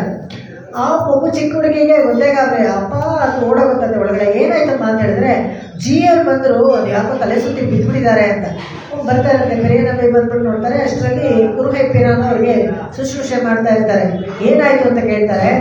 ಒಂದು ಮದಹಳಿತ ಪಾಶರಪ್ಪ ಅಂತ ಹೇಳಿದ್ರು. ಓಹೋ ಸರಿ ಸರಿ ಅಂತಾರೆ. ಯಾಕಂದರೆ ಅವ್ರಿಗೆ ಗೊತ್ತು, ಆ ಒಂದು ಮದಹಳಿತ ಪಾಶನಲ್ಲಿ ನೀಲಾದೇವಿ ಇದೇ ಥರ ಬಾಗಿಲನ್ನ ತೆಗಿದಾಳಲ್ಲ, ಇವಳು ಅದೇ ಥರ ಚೆಂಡಾಡ್ಕೊಂಡು ಬಂದು ಹಾಗೆ ಇವರು ಮೂರ್ಛೆ ಹೋಗಿ ಬಿಟ್ಬಿಟ್ಟಿದ್ರಂತೆ. ಅಷ್ಟು ಇದು ಭಗವದ್ ರಾಮಾನುಜರಿಗೆ ತಿರುಪಾವೆ ಅಂದ್ರೂ ಅಷ್ಟು ಪ್ರೀತಿ. ಅದರಲ್ಲಿ ಸಾಕ್ಷಾತ್ ನೀಳೇನೆ ನೋಡಿ ಅನುಭವಿಸ್ಕೊಂಡು ಹಾಗೆ ಮೂರ್ಛೆ ಹೋಗ್ಬಿಟ್ಟಿದ್ರಂತೆ.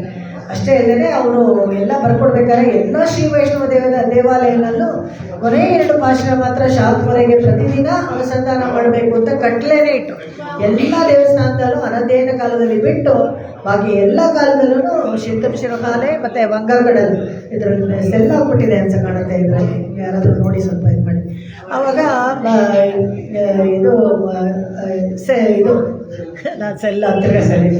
ಆವಾಗ ಏನಾಗುತ್ತೆ, ಆ 2 ಪಾಶರವನ್ನು ಎಲ್ಲ ದೇವಾಲಯದಲ್ಲೂ ಶಾಂತವರೆಗೆ ಹೇಳೋದು ವഴക്ക് ಅಂತ ಹೇಳ್ತಾರಲ್ಲ, ಅದು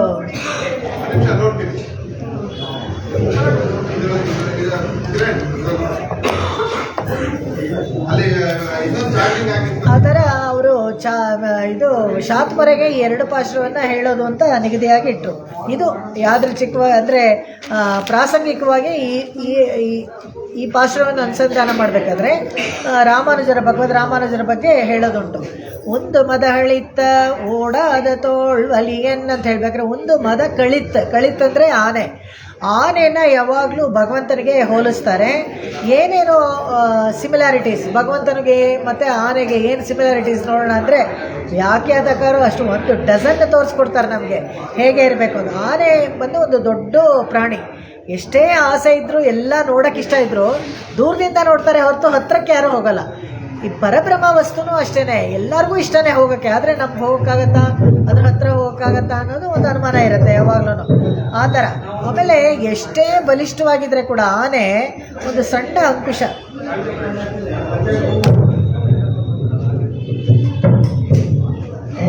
ಧನ್ಯವಾದ.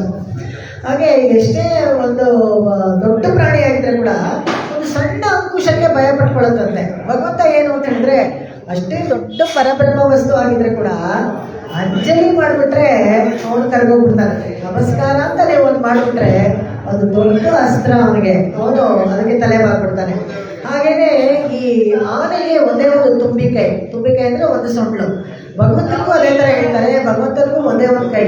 ಇದೇನೇನು ಅಷ್ಟಭುಜ ಅಂತ ಹೇಳ್ತೀರಾ, ಸಹಸ್ರಭುಜ ಅಂತ ಹೇಳ್ತೀರಾ, ಷೋಡಶ ಭುಜ ಅಂತ ಹೇಳ್ತೀರಾ, ಒಂದೇ ಒಂದು ಕೈ ಅಂತ ಹೇಳ್ತೀರಾ ಅಂದರೆ ಒಂದೇ ಒಂದು ಕೈ, ಯಾವಾಗಲೂ ಕೊಡುಗೈ, ದಾನ ಕೊಡೋದು, ದಾನ ಕೊಡೋದೇ ಅವನು, ಇಸ್ಕೊಳ್ಳೋದು ಅಂತ ಯಾವತ್ತೂ ಇಲ್ಲ, ಯಾವಾಗಲೂ ಅವ್ನು ಕೊಡೋ ಕೈ ಅವನು ಅಂತ. ಆಮೇಲೆ ಇನ್ನೊಂದು, ಅವನು ಯಾರ ಸಹಾಯನೂ ಬೇಕಾಗಿಲ್ಲ. ಆನೆಗೆ ಏನಪ್ಪ ಅಂತ ಹೇಳಿದ್ರೆ ಅದ್ರ ಮೇಲೆ ಹತ್ಕೊಳ್ಬೇಕಾದ್ರೆ ಅದೇ ಸಹಾಯ ಮಾಡೋದು. ನಾವು ಹೋಗಿ ಆನೆ ಮೇಲೆ ಹತ್ಕೊಂಡ್ಬಿಡೋಕ್ಕಾಗೋದಿಲ್ಲ. ಅದೇ ಕೆಳಗಡೆ ಕೂತ್ಕೊಂಡು ಕಾಲನ್ನು ಕೊಟ್ಟು ಸೊಂಡಿಲಿಂದ ತೆಗೆದು ತನ್ನ ಮೇಲೆ ಇಟ್ಕೊಂಡು ಮೆರವಣಿಗೆ ಬೆಳೆಸುತ್ತೆ. ಭಗವಂತನೂ ಅದೇ ಥರ. ಇಲ್ಲಿ ಮುಂದಿನ ಹಾಡಲ್ಲಿ ಬರುತ್ತೆ, ಅವಾಗ ಪಂಚಶಯನ ತಿನ್ಮೇಲೇರಿ ಅಂತ ನೆಕ್ಸ್ಟ್ ಹಾಡಲ್ಲಿ ಬರುತ್ತಲ್ಲ, ಅದು ಇಷ್ಟೇ. ತಾನೇ ತನ್ನ ಪಲ್ಲಕ್ಕದ ಮೇಲೆ ಹತ್ತಿಸ್ಕೊಳ್ತಾನಂತೆ ಮುಕ್ತಾತ್ಮನ. ಆ ಸೌಖ್ಯವನ್ನು ಕೊಡಬೇಕಾದ್ರೆ ಭಗವಂತ ಅವನೇ ಮಾಡ್ತಾನೆ ಅಂತ ಅಲ್ಲಿ ಅದನ್ನೇ ಹೇಳ್ತಾನೆ. ಆಮೇಲೆ ಇಲ್ಲಿ ಹತ್ರ ಹೋಗೋಕ್ಕೆ ಹೆದರಿಕೆ ಆಗಿದ್ದು ಅದು ಪರತ್ವ ಕಾರಣ ಅಂತ. ಆನೆ ಇನ್ನೊಂದು ತನ್ನನ್ನು ಕಟ್ಟಕ್ಕೆ ಏನು ಮಾಡುತ್ತೆ, ಕಬ್ಬಣದ ಸರಪಳಿ ಇಟ್ಟಿರ್ತಾರಲ್ಲ ಈ ಇದರಲ್ಲಿ, ಕೆಡ್ಡ ಎಲ್ಲ ಮಾಡೋರು ಅವಾಗೆಲ್ಲ, ಹಿಂದೆ ಕೆಡ್ಡ ಆಪರೇಷನ್ ಅಂತ ಆನೆಗಳು ಕಾಡಾನೆಗಳನ್ನೆಲ್ಲ ತಗೊಂಡ್ಬಂದು ಅದನ್ನು ಪಳಗಿಸ್ಬೇಕಾದ್ರೆ ಏನು ಮಾಡ್ತಾರೆ, ಈ ಕಬ್ಬಣದ ಸರಪಳಿ ಹಾಕಿ ಕಟ್ತಾರೆ. ಅದು ಬಿಡಿಸ್ಕೊಳ್ಳೋಕೆ ಟ್ರೈ ಮಾಡುತ್ತೆ. ಕಾಡಾನೆ ಇದ್ದಾಗ ತುಂಬ ಬಿಡಿಸ್ಕೊಳ್ಳೋಕೆ ಟ್ರೈ ಮಾಡಿ ಆ ಕಾಲ ಹತ್ರ ಎಲ್ಲ ಗಾಯ ಆಗ್ಬಿಟ್ಟಿರುತ್ತೆ ಅದಕ್ಕೆ. ಅದೆಲ್ಲ ಆದಮೇಲೆ ಸುಮಾರು ದಿವಸ ಆದಮೇಲೆ ಆಮೇಲೆ ಬಿಡಿಸ್ಕೊಳ್ಳೋಕೆ ಟ್ರೈಯೇ ಮಾಡಲ್ಲ. ಯಾಕಂದರೆ ಅದು ಗೊತ್ತಾಗುತ್ತೆ, ಬಿಡಿಸ್ಕೊಳ್ಳೋಕ್ಕೆ ಪ್ರಯತ್ನ ಪಟ್ಟರೆ ಅಲ್ಲಿ ಗಾಯ ಆಗುತ್ತೆ ಅಂತ ಸುಮ್ಮನಾಗ್ಬಿಡುತ್ತೆ. ಅದು ಸುಮ್ಮನಾದಾಗ ಅದು ಪಳಗಿದೆ ಅಂತ ಆನೆ. ಅವಾಗ ಏನು ಮಾಡ್ತಾರೆ, ಈ ಸರಪಳಿಯನ್ನು ತೆಗೆದುಬಿಟ್ಟು ಸಣ್ಣದಾಗಿ ಒಂದು ದಾರ ಕಟ್ತಾರೆ ಅಷ್ಟೇ. ಆ ದಾರ ಕಟ್ಟಿದ್ರೆ ಕೂಡ ಆ ದಾರ ಕಿತ್ಕೊಂಡು ದಾರನೂ ಓಡೋಗ್ಬಿಡ್ಬೋದು. ಆದರೆ ಆನೆ ಅಲ್ಲೇ ನಿಂತಿರೋದಂತೆ. ಅದಕ್ಕೊಂದು ಸೈಕಲಾಜಿಕಲಿ ಅದಕ್ಕೆ ಹೋಗೋಕ್ಕಾಗಲ್ಲ ಅಂತ ಒಂದು ಫೀಲಿಂಗ್ ಬಂದ್ಬಿಟ್ಟು ಅಲ್ಲೇ ನಿಂತಿರುತ್ತೆ. ಭಗವಂತನೂ ಹೀಗೇನೆ ನಮ್ಮ ಸುಲಭವಾದ ನಮ್ಮ ಭಕ್ತಿಯಿಂದ ಅವನನ್ನು ಕಟ್ಟಾಕ್ಬಿಟ್ರೆ ಅವನು ಎಲ್ಲೂ ಹೋಗೋದಿಲ್ಲ, ನಮ್ಮ ಮನಸ್ಸಲ್ಲೇ ಇರ್ತಾನೆ ಅಂತ ತುಂಬ ಚೆನ್ನಾಗಿ ಈ ಥರದ್ದೆಲ್ಲ ತೋರಿಸ್ಕೊಡ್ತಾರೆ ಇವರು. ಹಾಗೆ ಈ ಆನೆ ಇದೆಯಲ್ಲ, ಮಾಹುತನ ಪರದಿನ. ಮಾಹುತ್ ಅಂದರೆ ಆನೆ ನೋಡ್ಕೊಡ್ತಾರಲ್ಲ, ಅವ್ನು ಸ್ನಾನ ಮಾಡಿಸಿದ್ರೆ ಉಂಟು, ಅವ್ನು ಕೊಳ್ಳು ಕೊಟ್ಟರೆ ಉಂಟು, ಅವ್ನು ತೀರಿ ಕೊಟ್ಟರೆ ಉಂಟು, ಇಲ್ಲದ್ರೆ ಇಲ್ಲ. ಪಾಪ ಅವ್ರ ಮೇಲೆ ಡಿಪೆಂಡ್ ಆಗುತ್ತೆ. ಅವ್ನು ಪಳಗಿದ ಆನೆಗಳು, ಕಾಡಾನೆಗಳು ನಾನು ಹೇಳ್ತಾ ಇಲ್ಲ, ಪಳಗಿದ ಆನೆಗಳೆಲ್ಲ ಅವ್ರ ಮೇಲೆ ಡಿಪೆಂಡ್. ಅದೇ ಥರನೇ ಇಲ್ಲಿ ಭಗವಂತನು ಅರ್ಚಕ ಪರಾಧೀನ. ಯಾವಾಗಲೂ ಹೇಳ್ತಾರೆ, ಅರ್ಚಮೂರ್ತಿ ಇರ್ಬೇಕಾದ್ರೆ ಅರ್ಚಕ ಪರಾಧೀನ. ಅವನ್ನ ಹೇಳಿದಂಗೆ ಕೇಳ್ತಾರೆ, ಏನು ಡ್ರೆಸ್ ಮಾಡಿದ್ರೆ ಅದು ಮಾಡಿಸ್ಕೊಳ್ತಾನೆ ಎಲ್ಲ. ಇವಾಗ ನಾವು ನೋಡ್ತೀವಲ್ಲ, ಒಂದೊಂದು ಕಡೆ ಒಂದೊಂದು ಅಲಂಕಾರ ಎಲ್ಲ ಮಾಡಿ ಆ ಥರ. ಹಾಗೆಯೇ ಭಕ್ತ ಪರಾಧೀನ, ಅದು ಅರ್ಚಕ ಭಕ್ತ ಪರಾಧೀನ ಎಲ್ಲರೂ ಹೇಳ್ಕೊಳ್ಬೋದು. ಈ ಥರ ಮಾವುತನಿಗೆ ಇದು ಮಾಡುತ್ತೆ. ಇಲ್ಲಿ ನಂದ ಗೋಪಾಲನ್ ಮರುಮಹಳೆ ನಪ್ಪಿನ ನಾಯಿ ಅದೆಲ್ಲ ಹೇಳಿ, ಈ ಗಂಧಂ ಕಮಳು ಅದು ಕೂಡ ಹೇಳಾಯಿತು. ಈ 3 ಬಾರಿ ಹೇಳ್ತಾ ಇತ್ತು ಅಂತ ಹೇಳಿದಾಗ ಒಂದು ನಾವು ಹೇಳಿದ್ವಿ, ಅಷ್ಟಾಕ್ಷರಿ ದ್ವಯ ಮತ್ತು ಚರ್ಮಶ್ಲೋಕ ಒಂದು, ಮತ್ತು ತ್ರಿಕಾಲ ಸಂಧ್ಯಾವಂದನ ಒಂದು. ಇನ್ನೊಂದು ಏನಪ್ಪ ಅಂತ ಹೇಳಿದ್ರೆ ಸ್ವರೂಪ ಗುಣ. ಸ್ವರೂಪ ಗುಣ ಅಂತ ಹೇಳಿದ್ರೆ ನಮ್ಮ ಜೀವಾತ್ಮಗಳಿಗೆಲ್ಲ ಏನು ನಮ್ಮ ಸ್ವರೂಪ ಅದು ತಿಳ್ಕೊಬೇಕಂತೆ. ಮತ್ತು ಶ್ರೀ ವೈಷ್ಣವತ್ವ ಯಾಕಬೇಕು ಅಂದರೆ, ಭಗವಂತನನ್ನು ಹೋಗಿ ವಿಷ್ಣು ಲೋಕವನ್ನು ನೀವು ಸೇರಬೇಕು ಅಂದರೆ ಶ್ರೀ ವೈಷ್ಣವತ್ವ ಬೇಕು. ಅದನ್ನು ಹೇಳಿದ್ರು. ಇದು ವೈಕುಂಠಕ್ಕೆ ಆಸೆ ಪಡಬೇಕು, ಇದಿರಬೇಕು. ಇವಾಗ ಆಸೆ ನಾವು ಪಡೆದು ಹೋಗಿ ಹೋಗ್ತಿರ್ತೀವಣ್ಣ ಅಂತ ಹೇಳ್ತಾರೆ. ನಾವು ಕೇಳಿ ಹೋದರೆ ಭಗವಂತ ಏನು ಬಲವಂತವಾಗಿ ನಮಗೇನು ಮೋಕ್ಷ ಕೊಡೋದಿಲ್ಲ, ಯಾರೂ ಹೆದರ್ಕೊಳ್ಬೇಕಾಗಿಲ್ಲ. ಇವರೇನೋ ಮೋಕ್ಷ ಅಂತಂದ್ರು ನಾಳೆ ದಿನ ಕರ್ಕೊಂಡು ಹೋಗ್ಬಿಡ್ತಾರೇನೋ ಆ ಥರ ಏನು ಹೆದರ್ಕೊಳ್ಬೇಕಾಗಿಲ್ಲ. ನಾವು ಕೇಳ್ಕೋಬೇಕು, ಇದೇನೇ ಹೋಗ್ತಿರ್ತೀವಣ್ಣ ಅಂತ ಹೇಳೋದು. ಈ ಶ್ರೀ ವೈಷ್ಣವ ಲಕ್ಷಣದಲ್ಲಿ ಇದಂತ ಹೇಳ್ತಾರೆ, ಕೋಳಿ ಹಾಗಿರಬೇಕು, ಉಕ್ಕಿನ ಹಾಗಿರಬೇಕು, ಉಪ್ಪಿನ ಹಾಗಿರಬೇಕು, ಆಮೇಲೆ ಉಮ್ಮೈ ಪೋಲೆ ಅಂತ 4 ಕೊಕ್ಕು ಪೋಲೆ, ಕೋಳಿ ಪೋಲೆ, ಉಮ್ಮೈ ಪೋಲೆ, ಉಪ್ಪು ಪೋಲೆ ಅಂತಾರೆ. ಕೋಳಿ ನಾನು ಹೇಳಿದೆ ಯಾವಾಗ ಅಂತ ಹೇಳಿದ್ರೆ ಸಾರವನ್ನು ಮಾತ್ರ ಗ್ರಹಿಸೋದು ಅಂತ. ಕೊಕ್ಕು ಅಂತ ಹೇಳಿದ್ರೆ ತತ್ಪರತೆ, ಏಕಾಗ್ರತೆ. ಇದು ಕ್ರೇನ್ ಅಂತಾರೆ ಕೊಕ್ಕು ಅಂತ ಹೇಳಿದ್ರೆ. ಅದು ನೋಡಬೇಕು, ಅದಕ್ಕೆ ಯಾವಾಗಲಾದ್ರೂ ನೀರಿಗೆ ಹಿಡಿಬೇಕಾದ್ರೆ ಅಳ್ಳಾಡದೆ ಒಂದೇ ಥರ ಏಕಾಗ್ರತೆಯಿಂದ ಒಂದೇ ಥರ ನೋಡ್ತಾ ಇರುತ್ತೆ. ತಕ್ಷಣ ನೀರು ಬಂದರೆ ಚಕ್ಕಂತ ಹಾಗೆ ಹಿಡ್ಕೊಂಡ್ಬಿಡೋದು. ಆ ಥರ ಭಕ್ತಿ ಮಾಡಬೇಕು. ದಾಸರ ಪದಗಳಲ್ಲೂ ಹೇಳ್ತಾರೆ, ನಾನೇನು ಬಕನ ಥರ ಭಕ್ತಿ ಮಾಡಲಿಲ್ವಲ್ಲ ಅಂತಂದರೆ ಮನಸ್ಸು ಲಯವಾಗಬೇಕು ಭಕ್ತಿ ಮಾಡಬೇಕಾದ್ರೆ. ಆ ಥರ ಕೊಕ್ಕು ಥರ ಅಂತ ಹೇಳ್ತಾರೆ. ಉಪ್ಪು ಪೋಲೆ ಅಂತ ಹೇಳಿದ್ರೆ ಎಲ್ಲ ಭಕ್ತಿ ಹಾಗೆ ತಲ್ಲೀನ ಆಗಿಬಿಡ್ಬೇಕು. ಅದರಲ್ಲೇ ದೇವ್ರ ಕೆಲಸ ಮಾಡ್ತಾ ಇದ್ದೀವಿ ಅಂದರೆ ದೇವರ ಕೆಲಸದಲ್ಲೇ ಲೀನ ಆಗಬೇಕು. ದೇವಸ್ಥಾನಕ್ಕೆ ಬಂದಿದ್ದೀವಿ ಅಂದರೆ ದೇವಸ್ಥಾನದ ಕೆಲಸ ಮಾಡಬೇಕು, ಬೇರೆ ಇಲ್ಲದೆ ಇರೋ ಹರಟೆ ಎಲ್ಲ ಹೊಡಿವಾಗ. ಇದನ್ನೇ ನಾನು ಯಾವಾಗಲೂ ಹೇಳ್ತಾ ಇರ್ತೀನಿ. ವರಾಹ ಪುರಾಣದಲ್ಲಿ 32 ಡಾಕ್ಟ್ರಿನ್ಸ್ ಹೇಳಿದ್ದಾರೆ, ಡೂಸ್ ಆ್ಯಂಡ್ ಡೋಂಟ್ಸ್. ಏನು ದೇವಸ್ಥಾನದಲ್ಲಿ ಮಾಡಬೇಕು, ಏನು ಮಾಡಬಾರ್ದು, ಆ ಥರ ಎಲ್ಲರೂ ಫಾಲೋ ಮಾಡಿಬಿಟ್ರೆ ಭಗವಂತ ಸಾನ್ನಿಧ್ಯ ಜಾಸ್ತಿ ಆಗುತ್ತೆ. ನಮ್ಗೆ ಏನು ಬೇಕೋ ಅದನ್ನು ಮಾಡಿಕೊಡೋಕ್ಕೆ ಕೈ ಕಟ್ಕೊಂಡು ನಿಂತ್ಕೊಂಡ್ಬಿಡ್ತಾನೆ. ನಾವು ಆ ಥರ ಇರಬೇಕು, ಅದನ್ನು ಇಲ್ಲಿ ಹೇಳ್ತಾರೆ. ಆಮೇಲೆ ಅದೇ ಥರ ಉಮ್ಮೈ ಪೋಲೆ ಅಂತ. ಉಮ್ಮೈ ಪೋಲೆ ಅಂದರೆ ಭಗವಂತನ ಥರಾನೇ ನಾವು ಆಗಬೇಕು ಅಂತ ಆಸೆ ಪಡಬೇಕು. ಸ್ವರೂಪ, ಸಾರೂಪ್ಯ, ಸಾಲೋಕ್ಯ, ಸಾನ್ನಿಧ್ಯ ಅಂತ ಹೇಳಿದ್ನಲ್ಲ, ಅದರಲ್ಲಿ ಸಾರೂಪ್ಯ ಒಂದು, ಭಗವಂತ ಹೇಗಿರ್ತಾನೋ ಚಂದ್ರಪ್ರದೇಶದೊಂದಿಗೆ ಅದೇ ಥರ ಆಗಬೇಕು ಅಂತ ಅದನ್ನು ಕೇಳ್ತಾರೆ. ಈ ಒಂದೆಂಗು ಕೋಣೆ ಹೇಳ್ತಾನೆ ಅದನ್ನೆಲ್ಲ ಹೇಳಾಯ್ತು ನಾನು. ಹೇಗೆ ಇಲ್ಲಿ ಯಾಕೆ ನಮಗೆ ಪುರುಷಕಾರ್ಯ ಬೇಕು ಅಂತ ಹೇಳಿದ್ರೆ, ನಮ್ಮ ದೋಷಗಳನ್ನೆಲ್ಲ ಕಳೀತಾಳೆ ಅಂತ ನಾವು ಹೇಳಿದ್ವಲ್ಲ.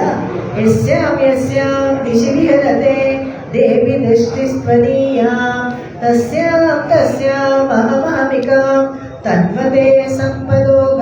ಇದು ಶ್ರೀ ಇದರಲ್ಲಿ ಸ್ತುತಿನಲ್ಲಿ ವೇದಾಂತ ದೇಶಕ್ಕೆ ಹೇಳಿದ್ದಾರೆ. ಎಲ್ಲೆಲ್ಲಿ ಅವಳು ನೋಡ್ತಾಳೋ ಅವ್ರಿಗೆಲ್ಲರೂ ಐಶ್ವರ್ಯ ಉಂಟಾಗುತ್ತೆ, ಅವ್ರ ದೋಷ ಹೋದ್ರೆ ತಾನೇ ಐಶ್ವರ್ಯ ಉಂಟಾಗುತ್ತೆ, ಅವ್ರ ಕರ್ಮಗಳೆಲ್ಲ ಹೋಗುತ್ತೆ ಅಂತ. ಆ ಸಂಸಾರಂ ವಿತತಮಖಿಲಂ ವಾಗ್ಮಯಂ ಯದ್ವಿಭೂತಿ ಯದ್ಭ್ರೂಮಂಗ ಕುಸುಮಧನುಷಃ ಕಿಂಕರೋ ಮೇರುದತ್ವಾ ಯಸ್ಯಾಂ ನಿತ್ಯಂ ನಯನಶತಕೈರೇಕಲಕ್ಷ್ಯೋ ಮಹೇಂದ್ರಃ ಪದ್ಮೇದಾಸಾಂ ಪರಿಣತಿರಸೋ ಭಾವಲೇಶೈಸ್ತ್ವದೀಯೈ. ಇದು ಕೂಡ ಅಷ್ಟೇ, ಅದೇ ಶ್ರೀ ಸ್ತುತಿನಲ್ಲೇ ಬರುವಂಥದ್ದು. ಲಕ್ಷ್ಮೀನ ಹೇಳಿದ್ರು ಹೇಗೆ ಅಂತ ಹೇಳಿದ್ರೆ, ಇವಳಿಂದಲೇ ಯಾರಿಗೆ ಅಂದರೆ ಸರಸ್ವತಿಗೆ ವಾಕ್ಚಾತುರ್ಯ ಹೇಗೆ ಬಂತು ಅಂದರೆ, ಲಕ್ಷ್ಮೀ ಕಟಾಕ್ಷದಿಂದ ಸರಸ್ವತಿಗೆ ವಾಕ್ಚಾತುರ್ಯ ಬಂತು ಅಂತ.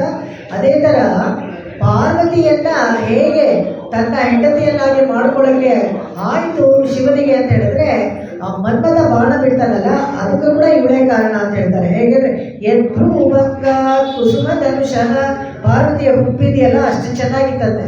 ಯಾರಾದರೂ ತಪಸ್ಸು ಮಾಡೋರು ಅದೆಲ್ಲ ಬ್ಯೂಟಿ ಅದೆಲ್ಲ ನೋಡೋದಿಲ್ಲ. ಆದರೆ ಇಲ್ಲಿ ಹೇಗೆ ನೋಡೋಕ್ಕಾಯಿತು ಅಂತ ಹೇಳಿದ್ರೆ, ಮನ್ಮಥನಿಗೆ ಒಂದು ಶಕ್ತಿ ಕೊಡ್ತಾಳೆ. ಅವನು ಹೂಬಾಣ ಬಿಟ್ಟಾಗ ಶಿವ ಅವಳನ್ನು ನೋಡ್ತಾಳೆ ಅಂತ. ಯಸ್ಯಾಂ ನಿತ್ಯಂ ನಯನಶತಕೈರೇಕಲಕ್ಷ್ಯೋ ಮಹೇಂದ್ರ. ಸಚಿದೇವಿನ 1000 ಕಣ್ಣಿಂದ ಸದಾ ನೋಡ್ತಾ ಇರ್ತಾನಂತೆ. ಯಾರು ಅಂದರೆ ಇಂದ್ರ. ಇವಾಗಿರುವಂಥ ಇಂದ್ರನಿಗೆ ಪುರಂದರ ಅಂತ ಹೆಸರು. ಅವನು ಸದಾ ನೋಡ್ತಾ ಇರ್ತಾನೆ. ಪದ್ಮೇದಾಸ ಪರಿಣತಿರಸೋ. ಇದೆಲ್ಲ ಈ ಶಕ್ತಿಗಳೆಲ್ಲ ಅವ್ರುಗಳಿಗೆ ಯಾರು ಕೊಡ್ತಾರೆ ಅಂದರೆ ಸಾಕ್ಷಾತ್ ಲಕ್ಷ್ಮಿ. ಸಮಸ್ತ ಜನನಿ ಪದ್ಮೆ ಚೈತನ್ಯಸ್ತನ್ಯದಾಯಿನಿ. ಮೊನ್ನೆ ಅಷ್ಟೇ ಹೇಳಿದ್ನಲ್ಲ, ಇಲ್ಲಿ ನೋಡಿ ಪದ್ಮೆ ದಾಸ. ಪದ್ಮೆ ಅಂದರೆ ಲಕ್ಷ್ಮಿ, ಇವಳೇನೆ ಪರಿಣತಿ ರಸೋ. ನೋಡಿ ನೋಡಿ ಯಾರ್ಯಾರಿಗೆ ಏನೇನು ಕೊಡಬೇಕು ಶಕ್ತಿ ಕೊಡ್ತಾರೆ. ಯಾರಾದರೂ ನೋಡಿದ್ರೆ ತುಂಬ ಚೆನ್ನಾಗಿದೆ, ಲಕ್ಷ್ಮೀ ಕಟಾಕ್ಷವಾಗಿದ್ದಾರೆ ಅಂತೆಲ್ಲ ಹೇಳ್ತೀವಲ್ಲ, ಅದೆಲ್ಲನೂ ಅಷ್ಟೇ ತಾಯಿಯರು ಲಕ್ಷ್ಮಿ ಕೊಡುವಂಥದ್ದೇ. ಭಾವಲೇಶೈಸ್ತ್ವದೀಯೈ. ಹೀಗೆ ಭಗವಂತನ ಅಮ್ಮನವರ ಸಂಶ್ಲೇಷ ಮತ್ತು ವಿಶ್ಲೇಷ. ಅಮ್ಮನವ್ರ ಜೊತೆಗಿದ್ರೆ ಏನಾಗುತ್ತೆ, ಅಮ್ಮನವ್ರ ಜೊತೆಗಿಲ್ಲದೆ ಹೋದರೆ ಏನಾಗುತ್ತೆ, ಅದನ್ನೆಲ್ಲ ತುಂಬ ಚೆನ್ನಾಗಿ ತೋರಿಸ್ಕೊಳ್ತಾರೆ. ಯಾಕೆ ಘಟಕವಾಗಿ ಬೇಕು, ಅವಳಿದ್ರೆ ನಮಗೇನು ಪ್ರಯೋಜನ ಅಂದರೆ, ಅವಳು ಇದ್ದಿದ್ದಕ್ಕೆ ಕಾಕಾಸುರ ಅವನಿಗೇನು ಸಾವಾಗಲಿಲ್ಲ, ಅವನ ಪ್ರಾಣ ಉಳಿತು. ಅವನು ಇಲ್ಲದೇ ಇದ್ದಿದ್ದಕ್ಕೆ, ಸೀತೆ ಇಲ್ಲದೇ ಇದ್ದಕ್ಕೆ ವಾಲಿ ಮನೆ ಆಗೋಯ್ತು. ಸೀತೆ ಕಣ್ಣಲ್ಲಿ ನೋಡಿದ್ದಕ್ಕೆ ಸುಗ್ರೀವನಿಗೆ ಕಿಷ್ಕಿಂದ ಕಾಂಡ, ಅವನಿಗೆ ಕಿಷ್ಕಿಂದ ರಾಜ್ಯ ಅವನಿಗೆ ಸಿಕ್ತು. ಈ ಥರ ಅವಳು ಸಂಶ್ಲೇಷದಿಂದ ವಿಶ್ಲೇಷದಿಂದ ಆಗುವಂಥ ಕೆಲಸಗಳು. ಅದೇ ಥರ ಇವಳು ವಿಶ್ಲೇಷದಿಂದ ಭಗವಂತನ ಜೊತೆಗೆ ಇಲ್ಲ ಅಂತ ಇಟ್ಕೊಳ್ಳಿ. ಸಂಶ್ಲೇಷದಿಂದ ಆಗೋದು ಈ ಥರ ಕಾಕಾಸುರನ್ನ ಕಾಪಾಡೋದು, ಮತ್ತು ಸುಗ್ರೀವನಿಗೆ ಒಳ್ಳೆ ದೃಷ್ಟಿ ಬಿಡೋದು, ಇದೆಲ್ಲ ಆಗುತ್ತೆ. ಅದೇ ಥರ ವಿಶ್ಲೇಷ ಅವಳು ಇಲ್ಲದೇ ಇದ್ದಾಗ ಏನೇನು ಒಳ್ಳೇದಾಯಿತು ಅಂತ ಹೇಳಿದ್ರೆ ಅದು ಹೇಳ್ತಾರೆ. ಹೇಗೆಂದರೆ ವಿಭೀಷಣ ಶರಣಾಗತಿ ಮಾಡ್ಕೊಂಡ. ಯಾಕಂದರೆ ಅವಳು ಇಲ್ಲದೇ ಇದ್ದಾಗ ರಾಮ ಇವನ್ನೆಲ್ಲ ಹುಡ್ಕೊಂಡು ಬರ್ತಾನೆ. ಕಬಂಧನ ಅವರ ರಾಕ್ಷಸ, ಅವರಿಗೆ ಶಾಪ ವಿಮೋಚನೆ ಆಯಿತು. ಶಬರಿಗೆ ಮೋಕ್ಷನ ಸಾಕ್ಷಿ ಮಾಡೋಕ್ಕಾಯಿತು. ಈ ಥರದ್ದೆಲ್ಲ ಅವಳು ಇಲ್ಲದೇ ಇದ್ದಾಗ ಒಳ್ಳೆಯದು ಆಯಿತು. ಹೀಗೆ ಅಂದರೆ ಈ ಅವಳು ಇಲ್ಲದೇ ಇದ್ದಾಗ ಇನ್ನೊಂದು ಅಮ್ಮನವ್ರನ್ನ ಮಾತ್ರ ಬೇಕು ಅಂತ ಯಾರು ಕೇಳ್ತಾರೋ ಅವ್ರಿಗೂ ಏನು ಒಳ್ಳೇದಾಗಲ್ಲ. ಅಥವಾ ಭಗವಂತ ಮಾತ್ರ ಬೇಕು ಅಂತ ಹೇಳಿದಾಗ ಅವಾಗ್ಲೂ ಸಾಧಿಸ್ಕೊಳ್ಳೋಕ್ಕಾಗೋದಿಲ್ಲ. ಇದಕ್ಕೆ ನಿದರ್ಶನ ರಾವಣ ಮತ್ತು ಶೂರ್ಪಣಖಿಗೆ ಯಾವಾಗಲೂ ಕೊಡ್ತಾರೆ. ಶೂರ್ಪಣಖಿ ಏನು ಮಾಡಿದ್ರು, ಬರೀ ರಾಮ ಬೇಕು ಅಥವಾ ಲಕ್ಷ್ಮಣ, ರಾಮ ಬೇಕು ಅಂತಲೇ ಆಸೆ ಪಟ್ಲು. ಸೀತೆನ ಹೇಗಾದರೂ ಎಲಿಮಿನೇಟ್ ಮಾಡಿಬಿಡ್ಬೇಕು ಅಂತ ಅಲ್ಲಿ ಹೋಗಿ ಇದು ಮಾಡೋದು. ಅದರಿಂದ ಶೂರ್ಪಣಖಿ ಕೇಳ್ತು. ರಾವಣ ಏನು ಮಾಡ್ದ, ರಾಮನ ಸಾಯಿಸ್ಬಿಟ್ರು ಪರವಾಗಿಲ್ಲ, ಸೀತೆ ಮಾತ್ರ ಬೇಕು ಅಂತ ಅಂದ್ಕೊಂಡ. ಅದಕ್ಕೆ ಅವನು ಕೆಟ್ಟ, ಅವನು ಸತ್ತೋದ. ಆದರೆ ವಿಭೀಷಣ ಮಾತ್ರ ಸೀತೆನೂ ಬೇಕು ರಾಮನೂ ಬೇಕು ಅಂತ ಶರಣಾಗತಿ ಮಾಡ್ಕೊಳ್ತಾನಲ್ಲ, ಅದರಿಂದ ಅವನಿಗೆ ಅವನು ಉದ್ಧಾರ ಆದ. ಇದನ್ನೆಲ್ಲ ಹೇಳ್ತಾರೆ. ಇಲ್ಲಿ ಇದು 18ನೇ ಪಯಣ ಯಾವುದೋ ಈ ಕುಟುಂಬದ ಹಳಿತಾ ಇದೆಯಲ್ಲ, ಈ 18ನೇ ಇದು ಪಾಶ್ರ. ಇದು 18 ನಂಬರೇ ಒಂದು ಮ್ಯಾಜಿಕಲ್ ನಂಬರ್.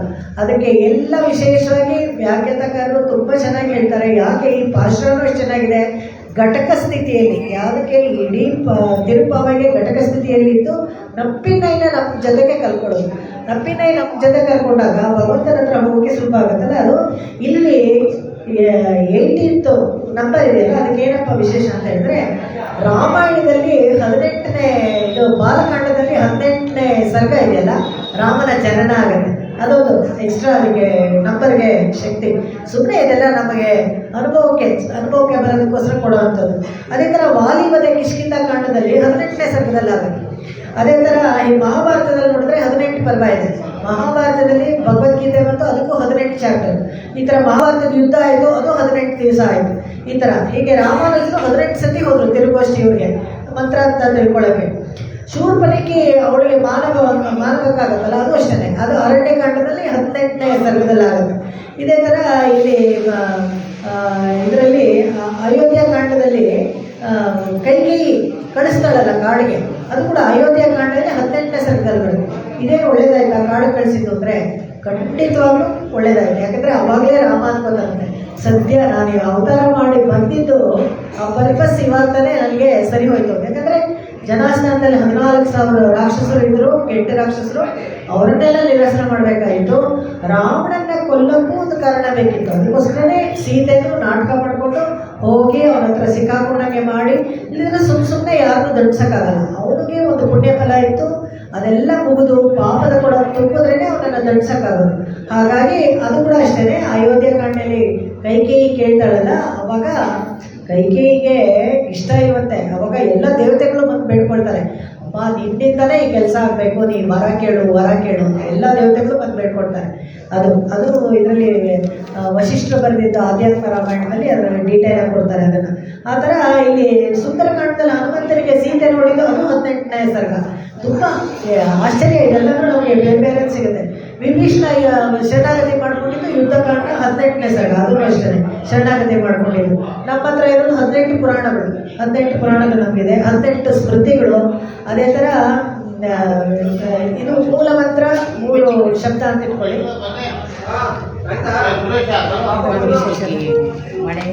ಓಕೆ, ಸೊ ಇವೆ ಶೀಲ ಬಳಿಯಲ್ಲಿಪ್ಪ ಅಂತ ಹೇಳಿದ್ರೆ ಅದಕ್ಕೆ ಎಲ್ಲರಿಗೂ ಬಳೆ ಕೊಡ್ತಾ ಇದ್ದಾರೆ. ಗ್ರೀನ್ ಕಲರ್ ಬಳೆ ಕೊಡ್ತಾರೆ, ಕೊಟ್ಟು ಇನ್ನೂ ಸೆಟ್ ಅಂಜೆ. ಓಕೆ ಇದು 2 ಒಂದು ಕವರ್ ಪರವಾಗಿಲ್ಲ இப்படி கொடுத்து வாங்கிடுறாங்க மாமியார் வீட்டு.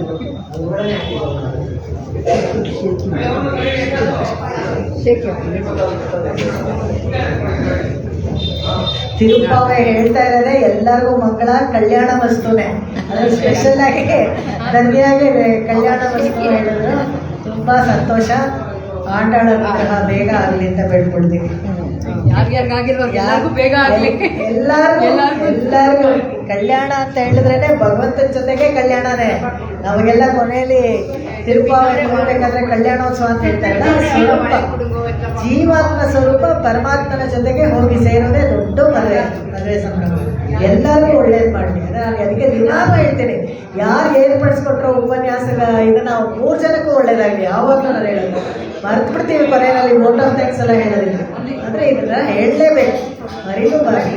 ಎಲ್ಲರಿಗೂ ಒಳ್ಳೇದಾಗಲಿ. ಈ ಥರ ಇದು ಇನ್ನೊಂದು ಒಂದೇ ಒಂದು 18 ನಂಬರ್ ಹೇಳ್ತೀನಿ. ಮೂಲ ಮಂತ್ರ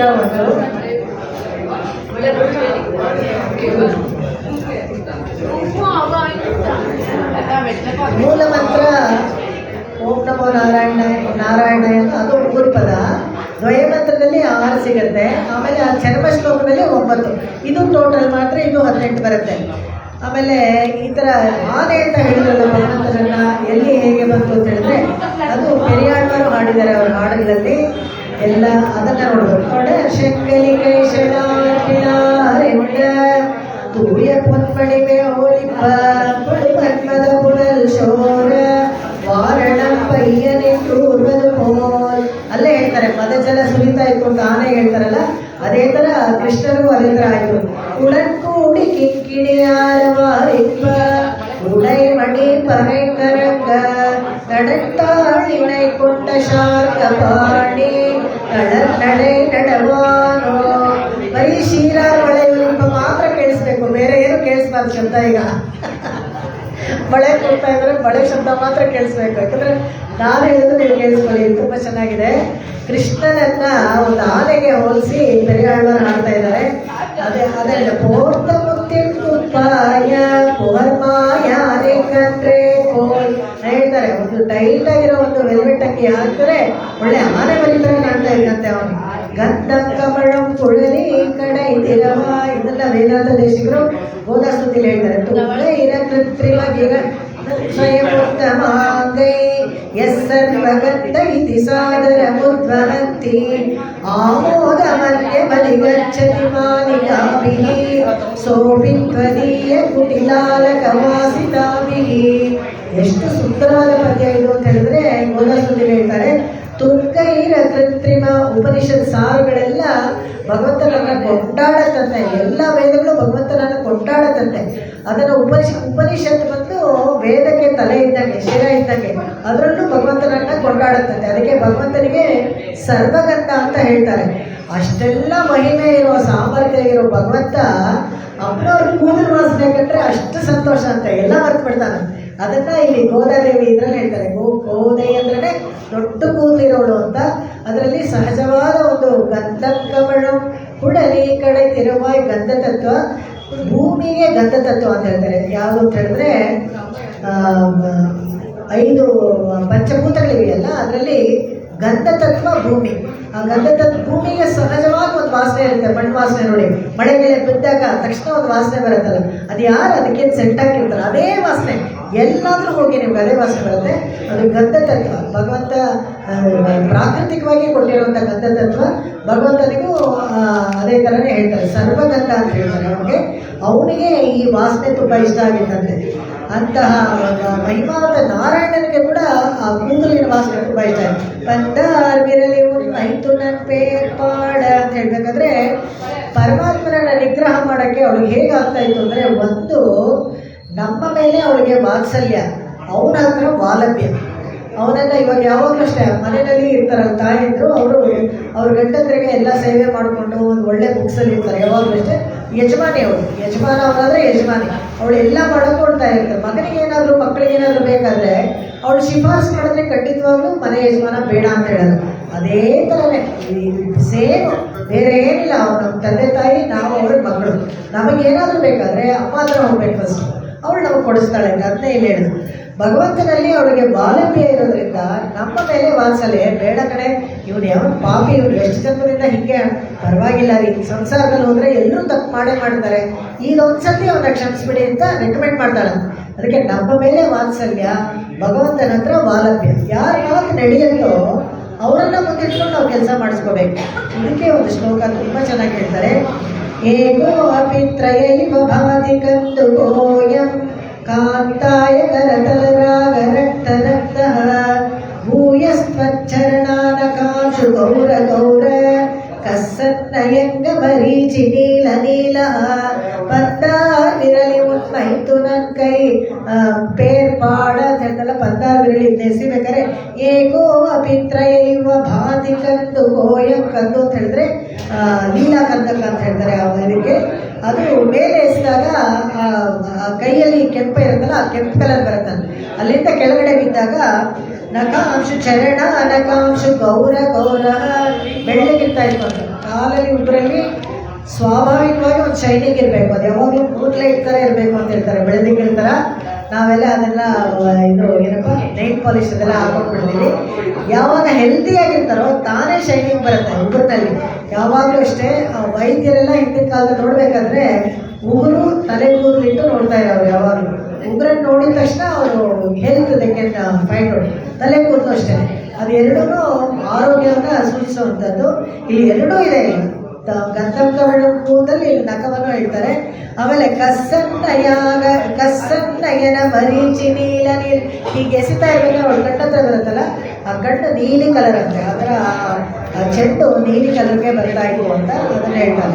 ಚಂದ ಅವರೈ ಕೈಯ ಶ್ರೀರಾರ್ವಳೆ ಒಲಿಪ ವಂದಿರವಾಯ್, ನಿನ್ನ ಅನುಗ್ರಹ ಬೇಕು, ನೀನು ಅನುಗ್ರಹ ಮಾಡಿದ್ರೆ ಆಗಲ್ಲ ಅಂತ ಹೇಳ್ತಾರೆ. ಇಲ್ಲಿ ಈ ಸ್ವಾಪದೇಶದಲ್ಲಿ ಆನೆಗಳ ಬಗ್ಗೆ ಹೇಳಬೇಕು ಅಂತ ಹೇಳಿದ ಪೆರುಮದವೇ ಅಮ್ಮ ಬಿಡಿಕ್ಕ ಮುನ್ನಿಟ್ರೆ ಇರುತಂಡಿಳ ಮೂಗಿಲ್ವ. ಇದು ಭೂತ ತಾಳ್ವಾರು ಬರೆದುಕೊಟ್ಟಿದ್ದು.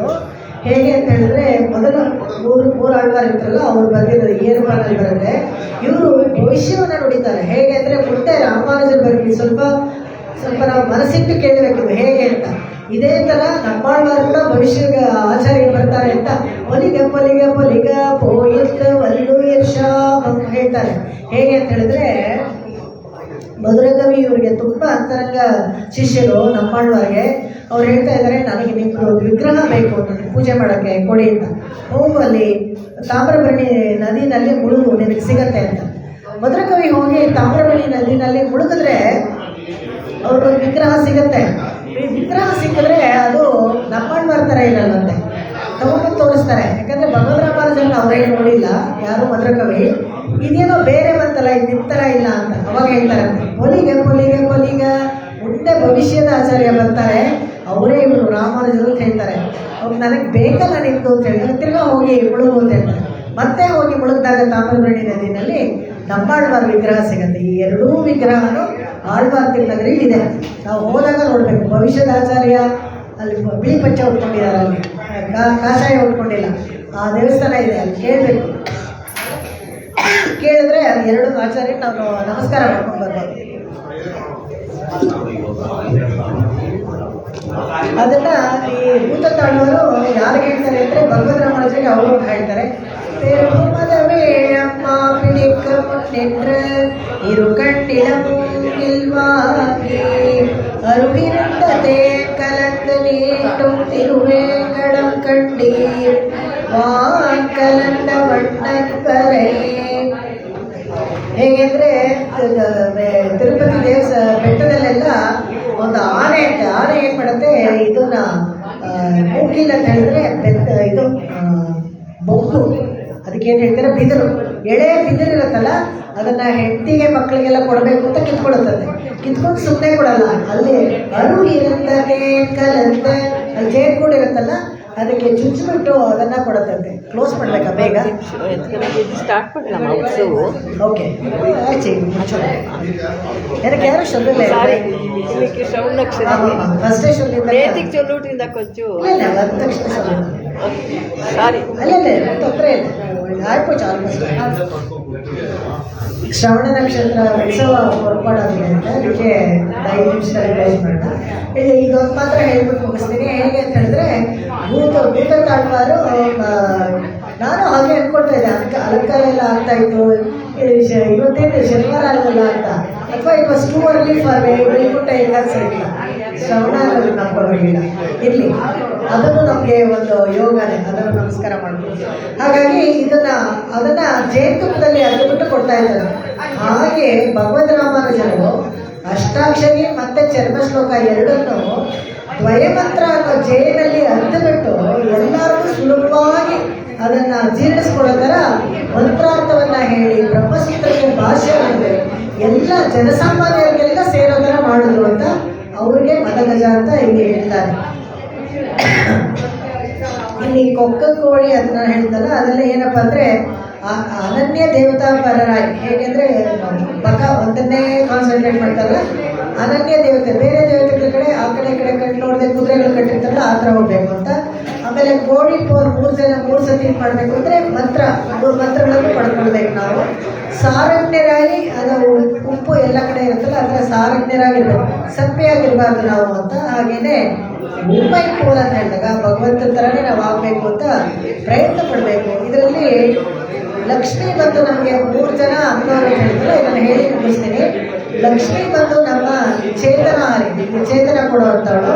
ಆಮೇಲೆ ಭೂದೇವಿ ಬಂದು ವಂದೇ ವೃಷಗಿರಿ ಶಸ್ಯ ಮಹಿಷಿ ವಿಶ್ವಧಾರಿಣಿ ತತ್ಕೃಪಾ ಪ್ರತಿಘಾತಾನ ಕ್ಷಮೆಯ ಮಾರಣಮ್ಯಯ.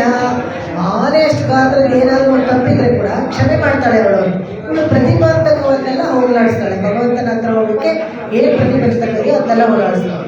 ನಿಶಾಮಯನು ಮಾತೀಡ ಎತ್ಪೋ ಕಪಟಲೈ ಧ್ರುವ ಭಾವಿತಂ ಶ್ರೀನಿವಾಸಸ್ಯ ಭಕ್ತದೋಷೇಶ್ವದರ್ಶನಂ. ನಿಶಾಮೈಕ ಅವಳು ಒಂಥರ ನಿಶೆ, ಅವಳು ಹೇಗೆ ಭಗವಂತನನ್ನು ಒಂದು ನಶೆಯಲ್ಲಿ ಇಟ್ಕೊಳ್ತಾಳಂತೆ. ಯಾವಾಗ ಏನು ಶಿಕ್ಷೆ ಮಾಡಬೇಕು, ನಿಗ್ರಹ ಮಾಡಬೇಕು ಅಂತಿದ್ದಾಗ ತನ್ನ ವೈಯಾರವನ್ನು ತೋರಿಸಿ ಭಗವಂತನ ಇದಿರುತ್ತಲ್ಲ ಆ ಮನಸ್ಥಿತಿ ಅದನ್ನು ಬದಲಾಯಿಸ್ತಾಳೆ. ಕೋಪದಲ್ಲಿರೋ ಮನಸ್ಸನ್ನು ಶಾಂತವಾಗಿ ಮಾಡಿ ನಮಗೆಲ್ಲ ಅನುಕೂಲ ಮಾಡಿಕೊಡ್ತಾರೆ. ಭಕ್ತ ದೋಷೇಶ್ವರದರ್ಶನ, ನಮ್ಮ ದೋಷಗಳೆಲ್ಲ ಯಾವ ಭಗವಂತನಿಗೆ ಕಾಣದೇ ಇರೋ ಥರ ಮಾಡ್ತಾಳಂತೆ. ಉತ್ತಮದಳಿತ ಓಡಾದ ತೋಳ್ವಲಿಯ நந்த கோபாலன் மருமகளே நப்பின்னாய் கந்தங்கவழும் குழலிகளை திறவாய் வந்தெங்கும் கோழி அழைத்தன ஆண் மாதவி பந்தல் மேல் பல்கால் குயிலினங்கள் கூவினாள் பந்தார் விரலிமுன் மைத்துனன் பேர் பாட செந்தாமரை கையால் சீரார் விளையொலிப்ப வந்து திறவாய் மழித்தேலோர் என்பாவாய் ಶತಮಕಪಟಿ ನೀಲಾ ಚಾರು ಕಲ್ಹಾರಸ್ತ ಸ್ತನಭರಣಮಿತಾಂಗಿ ಸಾಂದ್ರ ವಾತ್ಸಲ್ಯ ಸಿಂಧು ಅಲಕವಿನೀತಾಭಿ ಸೃಷ್ಟಿರಾ ಕೃಷ್ಣನಾಥ ವಿಲಸತು ಮೃತಿಬೋಧ ವಿಷ್ಣು ಚಿತ್ತಾತ್ಮಜಾನ வேயர் புகழ் வெள்ளி புத்தூராடி பூரம் மேல்மேலும் மிக விளக்க விஷ்ணு சித்த தூய திருமகளாய் வந்து அரக்கனார்க்கு துழாள் மாலே முடிசூடி கொடுத்த மாலே நேயவுடன் திருப்பாவை பாட்டாரைந்தும் நீயுரைத்த தையரு திங்கள் பாமாலை ஆய புகழ் நூறுடன் 43 அன்புடனே அடியேனுக்கு அருள் செய்தியே திருவாடி பூரத்து செலுத்துவித்தாள் வாழியே திருப்பாவை 30 செப்பினாள் வாழியே பெரியாழ்வார் பெற்றெடுத்த பெண் பிள்ளை வாழியே பெரும்போதும் மாமுனிக்கு பின்னானாள் வாழியே 143 உழைத்தாள் வாழியே உயரங்கற்கே கற்பி முகத்தளித்தாள் வாழியே மறுவாரும் திருமல்லி வளநாடு வாழியே வண்புதுமை நகர் கோதை மலர் பதங்கள் வாழியே ஆண்டாள் திருவடிகளே சரணம் எம்பெருமானார் திருவடிகளே ಶರಣಂ ದೇಶಿಕ ತಿರುವಡಿಗಳೇ ಶರಣಂ. ಎಲ್ಲರಿಗೂ ನಮಸ್ಕಾರ, ವಂದನೆ.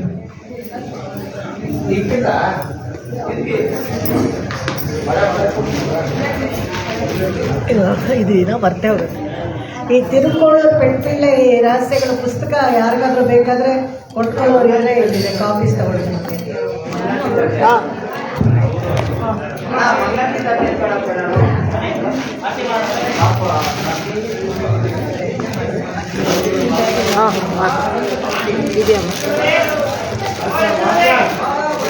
ಇದು ಹಾಕೊಂಡು ಬೆಲ್ಲ ಆಮೇಲೆ ನೀರು ಹಾಕ್ಬಿಡುತ್ತೆ. ಇದು ಹಾಕ್ಕೊಂಡು ಸಾರಿ